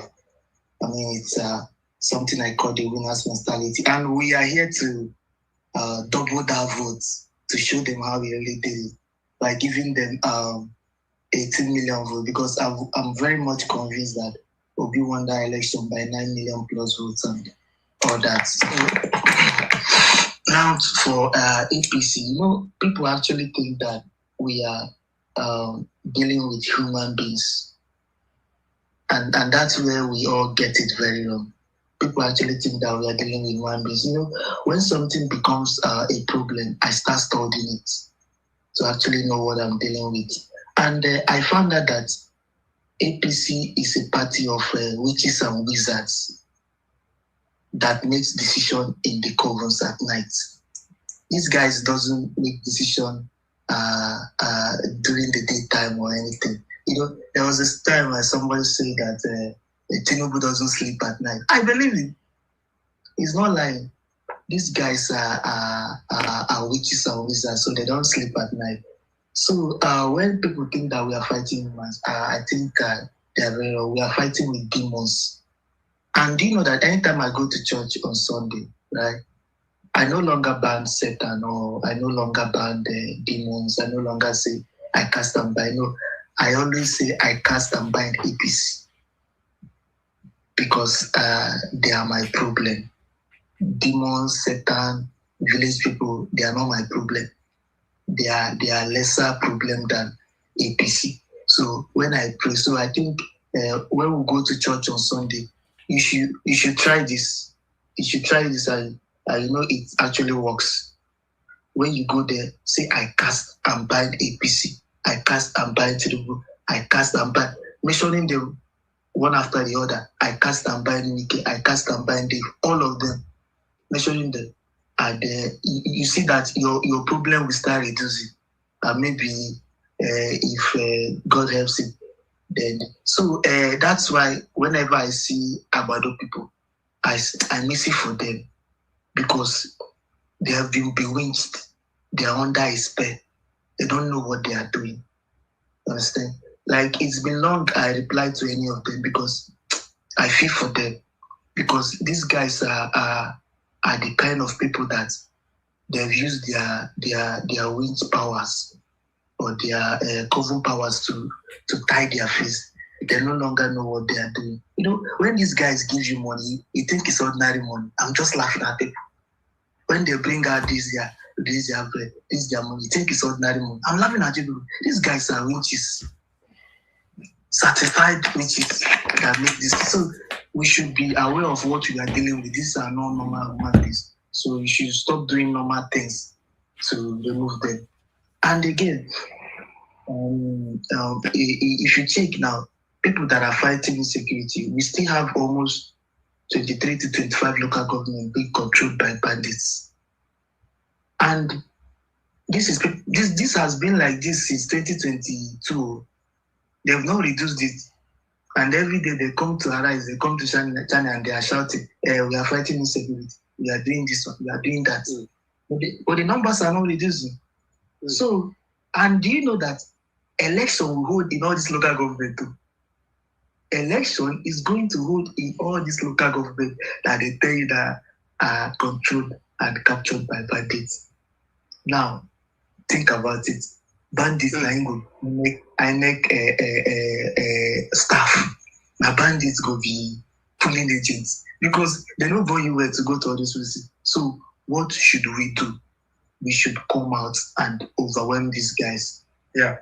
But because numbers will be coming out from those local governments. We will be giving them our own numbers.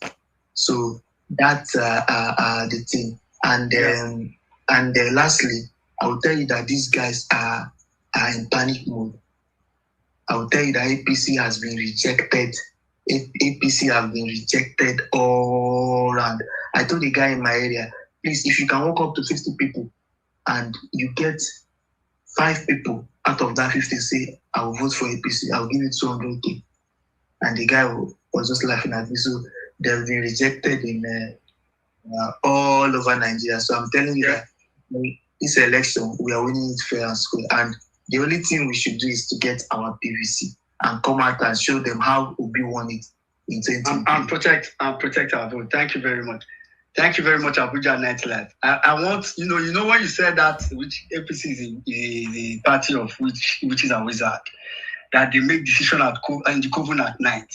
I know some people thought it was a joke, but his name, the person that said it, is Abuja Night Walker. If someone that is working at night have told you something that happens at night, believe them. And he has told you, I mean, it sounds like a joke anyways, but bind, cast, when they raise prayer for church, when they shout, they kabash loud. Many pastor will hear say that APC is the bind, and he has confirmed that it works.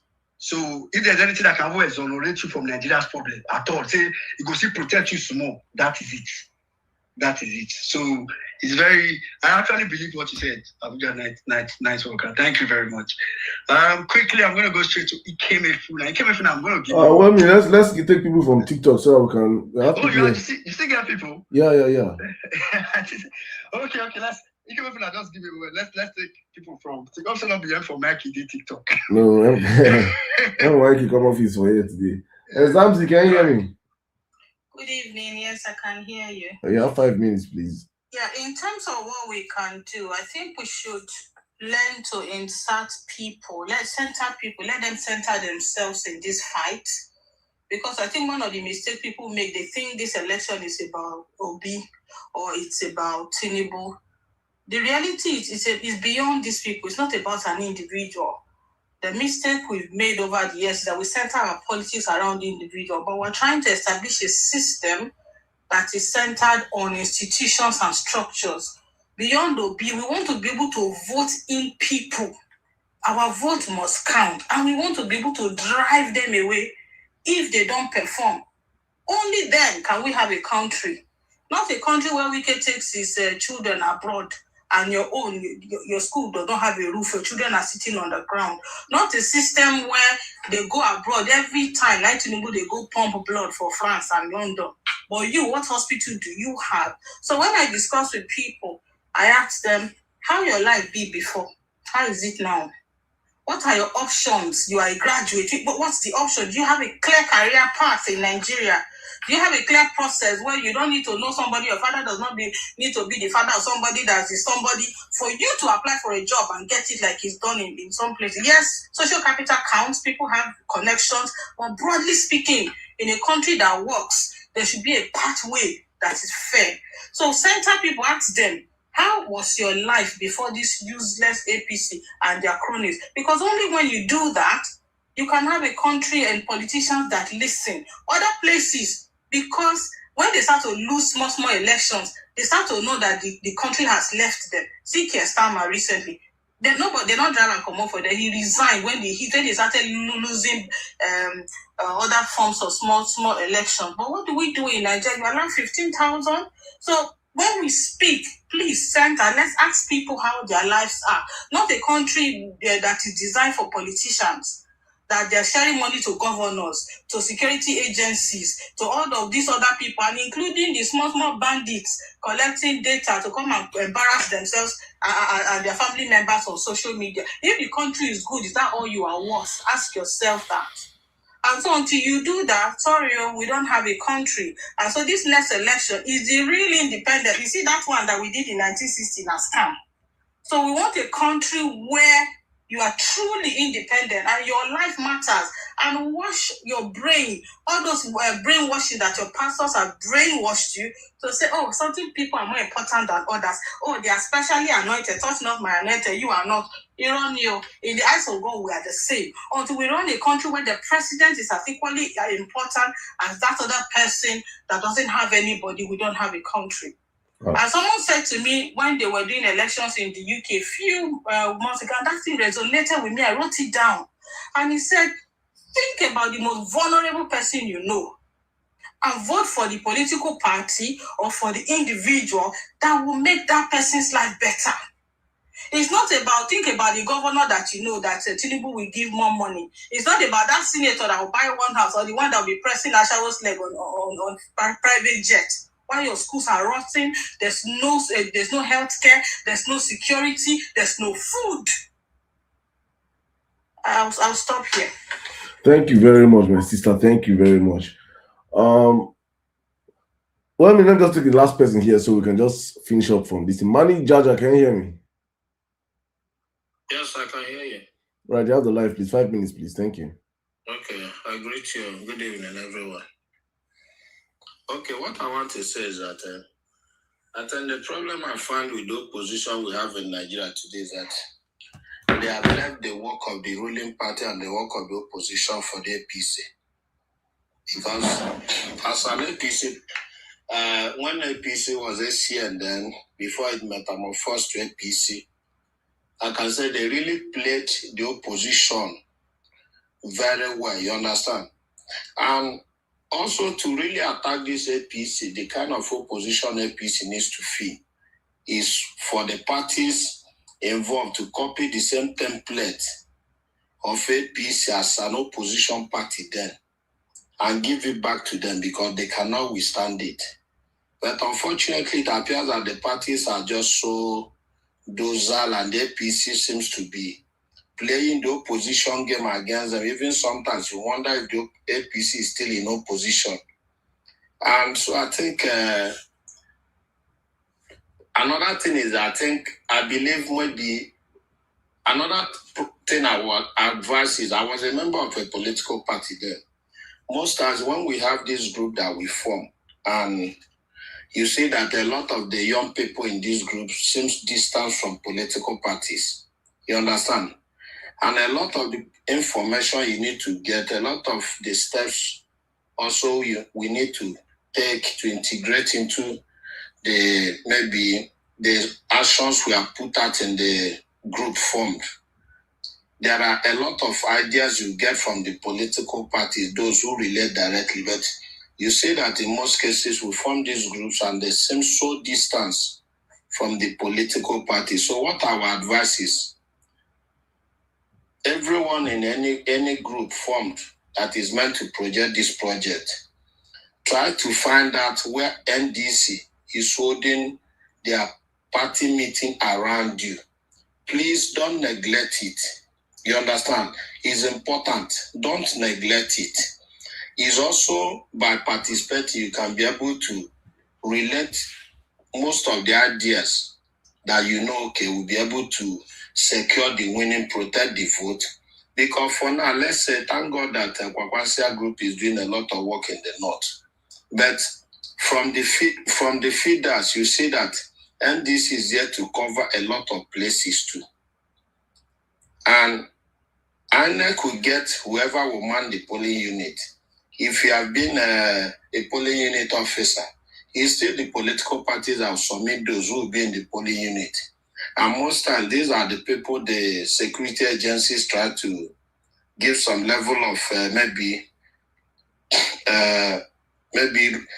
restrain them from their intimidation, but any other person appears to be a victim. So let us also try to work with the political party so that most of the members of this group will be officially posted in most of these units, knowing the strategies in place to protect our vote. They will be able to be manned officially, while those that will be backup will also be backups. But let us not neglect. And then we should be able to also ignite the NDC. They are sleeping. They are even appearing non-existent as things are now. And that's not how it's supposed to be. Everywhere supposed to be heated up. It's the NDC now that people know are so positioned, are supposed to heat up everywhere, where the youth are supporting them with more fire and heat. And then this APC will start feeling it. Because Tinubu, like the way the cash is moving, we were complaining of trying to allocating money to build churches and mosques. Today, and I heard that they want to build hundreds of palaces too. And you should trust our Ndieze and Igwe and all these people. Once that money enter, forget it, they betray the people. So the people must not betray themselves and come together. And one of the earlier speakers said it is one man for himself. No. For me, I don't think it's a game of one man for himself. It's all of us as a team now. Because if it's one man for himself, everybody will run to different directions. But when we unite like a broom, nobody can really push us aside or tear us apart. And the thing we should also instill courage in Nigerians. I was speaking to somebody today. I said that some people are lacking courage. So we need to emphasize on courage. Let people have courage. Thank you very much. All right. Thank you very much. Thank you. Welcome back to you, please. All right. Thank you very much. Thank you very much, guys. That was very, brilliant submission just now. And that's some of the things we are looking at, trying to get more in touch with the party and all that. All right. Let me quickly take it. I just wanted to call your name and I just noticed you dropped. Anyways, so you came in and very sorry. That probably saved me some time. That's me thinking aloud. All right, my brother, I'm for Mikey. Let's have you. Good evening, bro. Yeah, I know you were very close to your phone because you were supposed to come after I came in. Hello, everybody. Yeah, great. Am I clear? Yeah, go on. Yeah, it's just been a lot tonight, a whole lot. And I am happy and I'm excited about how everybody is singing from the same hymn book, and how we've all come to a conclusion that this is a fight of our lives, and that's a fact. We sang this song in 2022, 2023. We said it, screamed it on top of our voice. We yelled it. We were holding spaces. We were talking. We were pleading. We were begging. Support this guy. this is what Nigeria needs. And for whatever reason, we got played by the system. And we believed that the system was, at least for once in their life, do right by the people. And we trusted the system. And the system failed us. And as bad as that sounds, I always like to see the cup half full. And why did I say that? Because if they had not played us, we wouldn't have come to the realization that we're on our own. And the responsibility and the burden to salvage and save our nation is in our hands. We wouldn't have known that we don't have a judiciary system that we can trust or depend on. We wouldn't have known that all the security forces are weapon fashioned against us. We wouldn't have known that the Senate and the House of Rep are all a bunch of rubber stamp people who don't mean any good for anybody. And I remembered a few months after the elections, on all those who wrote the Peter Obi wave to get into the House of Rep and House of to the Senate, and you thought, oh, at least these people were going to be the voice of reason. It didn't take long for everyone to start jumping ship and start singing the same book of the mandate. And so it is good that now it is crystal clear to every well-meaning Nigerian, every right-thinking Nigerian, that to salvage Nigeria is each and every one of us responsibility. For those people who have always been saying, oh, Obi this, Obi that, Obi did not defend this, Obi did not put this in place, I'm going to tell you, well, if you still do not see that it is you on the ballot come 2027, I don't know what rum you're drinking, because Obi is a man that has done well for himself. Obi is a man that is putting his life at stake. Sometimes I feel for that man a lot, because I know the kind of system that Nigeria operates, especially this APC government. And I know if you take a look at what has been happening to common people who speak against the government or who dare challenge certain things, the kind of victimization they've been facing, just multiply that by 1,000-fold. That is what Peter Obi is going through. And yet, this man is still putting himself at stake. So I'll tell you, Peter Obi is doing his part. The question now is, what are you doing? What am I doing? And another thing I've heard is about, we need to sensitize people, we need to mobilize people. Yes, we are going to do that. But the challenge in 2023 wasn't that people didn't come out to vote. People voted. People got their PVC. People voted. So another myth that has been debunked is that people won't come out to vote. People will come out to vote. So if there is anything that we should all agree on now, is that we don't have a voting problem, we don't have a mobilization problem. The challenge now is for people to follow through to the last, to see it through. And the reason why we didn't see it through in the last election was because we trusted the system. But so, good thing for us now, we all know what the system is. So now we are going to be the judge and the jury of our own lives. And if somebody tells you, and I narrate this all the time, I've said this again and again, if somebody tells you, oh, write you a letter. I know this used to happen in Lagos sometimes, where some gangs will write a letter to a community and they say, we're coming to come and rob you, and they will write a letter. That is how organized and how audacious Nigerian criminals are. They will write and then they will go to that neighborhood and they will ransack and maim people and steal. And I guess what? If that is what ABC are planning for 2027, they have written us a letter. They are coming to steal, to kill us, to steal from us. What are we going to do about it? Are we just going to fold our hands and say, yeah, you know what? I've got everything. Just come and take it. Or we're going to say, you know what? I will die defending my home and my family. Because that is what 2027 election is all about. So if you still don't get it, and you still think this is one of those times where your mom will tell you, you better don't go out there. If you think this is one of those times, I have said it again and again. Look, if you know the amount of people that have been unalived in India between 2023 and now, it is even a country that is fighting war, Russia, Ukraine, that is Iraq, that is a war zone right now, they haven't had that many people unalived. And the people who have been unalived, they didn't go because they wanted to. It wasn't because they put their life at risk. It was because, they were just casual. They didn't understand the importance of governance and the role that government plays in their life. And so they take it with levity and they leave it to crooks and bandits. And when those crooks and bandits take power, you know what? Your healthcare is messed up. And that is why you will see billions go into APC vans, campaign buses. And yet, your hospitals are languishing. And I saw a post and I was disgusted to my bones.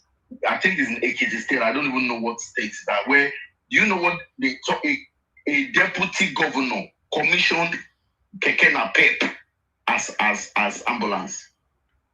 A deputy governor, they were commissioning Keke Napep as ambulance, and they had the audacity to put it on public space, and yet they were buying brand new vans for their campaign. So you see, if you see these things and you still don't understand how they see you and me, they just see us like non-entities. They see us like pawns, that you just sacrifice. And so if you still don't understand that this is a fight for your life and a fight for my life, and you don't take every day planning on how you are going to see the process to make sure that your vote counts. And we were saying this on TikTok, and we're saying, even if APC gets 2 votes, we will defend APC's 4 votes. We will defend their 2 votes and make sure that that 2 votes count. And anybody who has a problem with people's vote counting, that person needs to be taken to a psychiatric hospital. So what were you expecting? I thought we said this was a democracy, but now it's very clear to us we're not in a democracy. So whatever it is they did during the military regime is a joke compared to what is coming. I think we need to start playing the offense now. It's time we need to stop this defensive mindset that we've been doing all this time, and we need to start being on the offenses and let them know that we are more than them.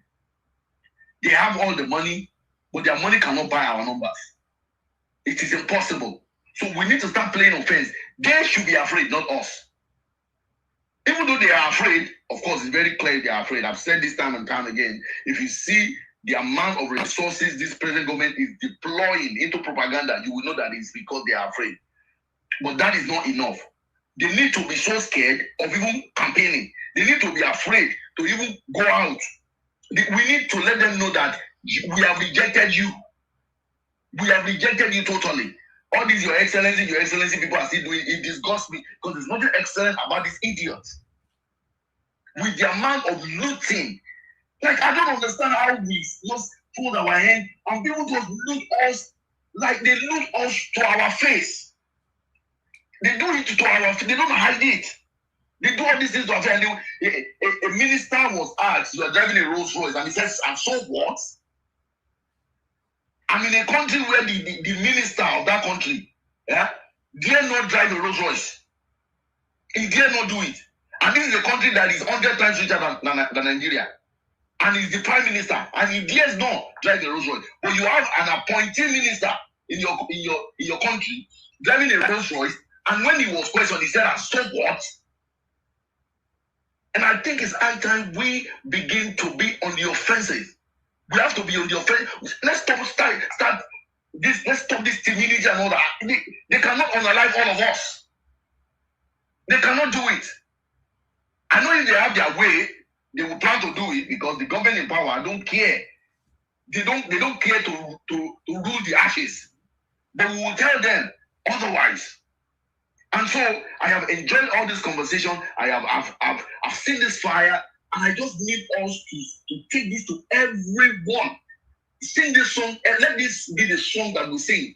I am tired of highlighting the corruption in the system. Even the deaf and the blind can see how corrupt this government is.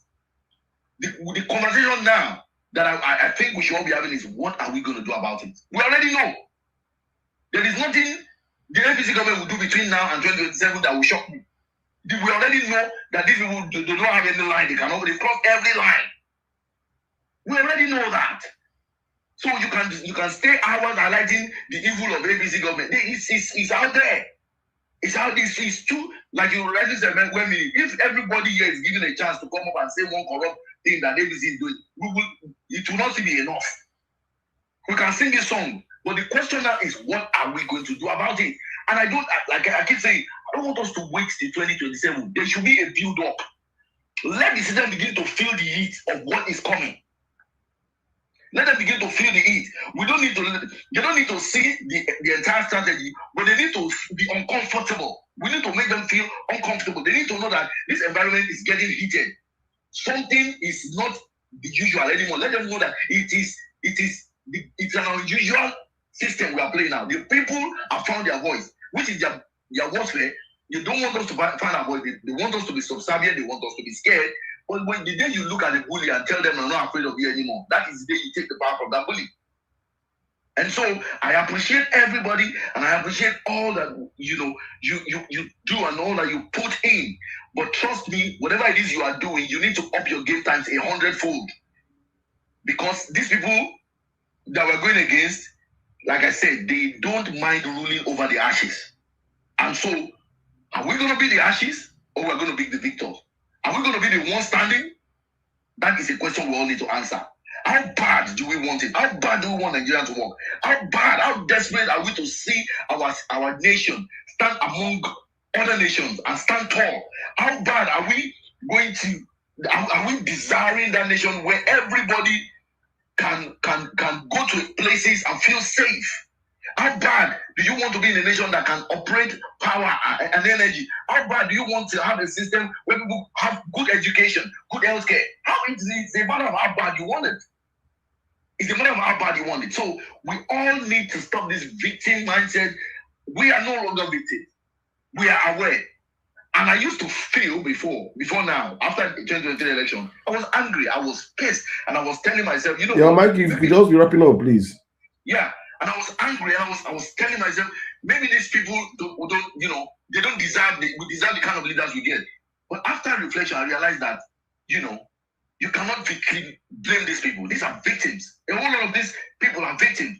And so some of us who have the understanding and have the information and the knowledge, it's our job now to take it to them and make sure that we liberate our nation and we are able to go all out and make the will of the people known.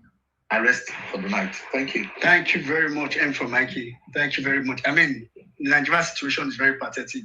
Anyways, guys, that's where we'll draw the curtain. First of all, apologies to everybody who was still requesting at some point. We tried targeting 12, but it's even way past 12 Nigerian time now, so which is almost like a different time zone for some of us.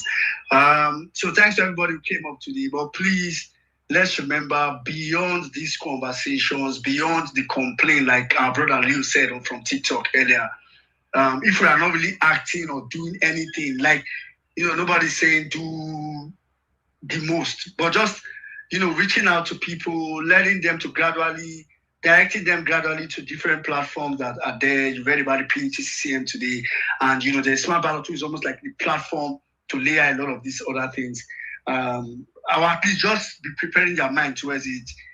That's really where we should be going to. It's not enough. The truth is that if we complain, if we lament, and don't do anything, Tinubu, I won't lie to you. I won't even lie to you. Tinubu successfully rigged himself. Successfully. It won't be easier for himself. But if he faces any form of resistance, even the governors that he has bought, none of them don't go put body. And the time people don't understand. As bad as people, they don't go put body on election day. All he needs is resistance. If he sees that it's free for all, he's going to do it. Free for all. But if he faces little resistance, he's going to tell himself that, nobody will die for another man war. If everybody will remove body. So it's left for us to build that momentum for resistance, and it's really left for us, to be honest. It's not just enough to talk about all these things and leave it at that. So thanks to everybody for coming up today. Salam, I'll leave it to round up the space. All right, thank you very much, my brother. Guys, thank you so much. All of you have joined us tonight. I think wonderful conversations here, solutions profiled, ideas shared, information passed as usual on the platform. Thank you to everyone that contributed with their submission. You know, I said when I come out here, I learn a whole lot every day. We come out here, you hear people, Nigerians speak from all walks of life. And it's always a pleasure sharing this platform with you guys. Thank you so much. I just want to say, as we part into the weekend, please, I think, except these useless INEC people extend the date. The INEC PVC registration drive will be ending on the 26th. So please, we have a few days to eat. That's, I think, in 3 days' time. So everybody just be on your A game. Reach out to people around you. If you're in diaspora and you cannot make it, at least I say this all the time, that if you're in diaspora, in Nigerian diaspora, you come up and you hear all these things and you just feel like nothing that happened. You might not just be lucky one day. It might just South Africa might just happen to you one day, and you will see that you're going to come back to this country. So the best thing that we can do as diaspora, I will say this: if you as a diaspora and you don't have at least 10 people in your ecosystem, let's make it 5 people in your ecosystem that you help and you support and have their PVC back home. You're part of our problem, right? So you have to use these next few days and reach out to people that are in your circle, family, friends, dependents. Make sure they all have their PVCs. That is how we save our country. Because if you can't come back to vote, we should have people that are going to vote on your behalf, because you're remitting funds to them. They should owe you that loyalty. Because if we miss, I'll keep sounding like a doomsday prophet going into the next election, and that is not even me being realistic. If we miss taking back our country in 2027, we have lost this country forever. Because these vagabonds in power, these criminals in power, this set of demons in power are as ruthless as it can be. If we lose this chance, this one shot we have, this one last bullet we have in 2027, we have lost our country forever. If you're not seeing the signs, we that told you people prior to 2020 elections of everything that's happening today, 3 years down the line, it is happening before you guys. We're telling you again, by 2027, every hell will come on earth. Hell will be let loose on earth. Hell, I'm saying this for Nigerians to understand. We are actually as a people witnessing the very best of Bola Ahmed Tinubu. And if the very best of Bola Ahmed Tinubu, as we're speaking right now in 2026, the budget have not been passed. 2025 budget is still, they have not implemented more than 20% of 2025 budget in 2026, 6 months into the year. This is actually the very best of Bola Ahmed Tinubu. If the very best of Bola Ahmed Tinubu includes borrowing over 80 trillion, which have surpassed the past 55 years of our borrowing. If the very best of Bola Ahmed Tinubu is all this propaganda and gaslighting and lies, insecurity as you're seeing right now, if this is his very best, you don't want to see Bola Ahmed Tinubu's good. You don't want to see Bola Ahmed Tinubu's bad. You don't want to see Bola Ahmed Tinubu's worse, and we will see it. Nigerians have to understand what is at stake. So when I come out here and I'm shouting, I'm speaking, it is because I have seen, I know, I am saying it right now. I will give my blood, sweat, and everything possible to make sure that I will not wake up after election day and say that, Saddam, did you do this? Oh, why didn't you do that? I will do everything possible. So, guys, it's not the time to say, oh, no, it's not possible. It is 100% possible. As long as we're ready to vote and protect our, let them say coffee. Coffee, see, we were going to break the law. Openly, I'm saying it on my chest. The law is meant for the people, not the people for the law. The law must serve the people. If the law is not serving the people, then it's no longer law. The law of Nigeria is that we have to protect our votes. Millions of us out on the street on election day, millions of us vote on election day. Even if they disenfranchise you on election day, your duty is to make sure that you escort your votes from the polling unit to the coalition centers, to the rack centers, to the final INEC collection center of every state. In our millions, if we are in our millions is too much.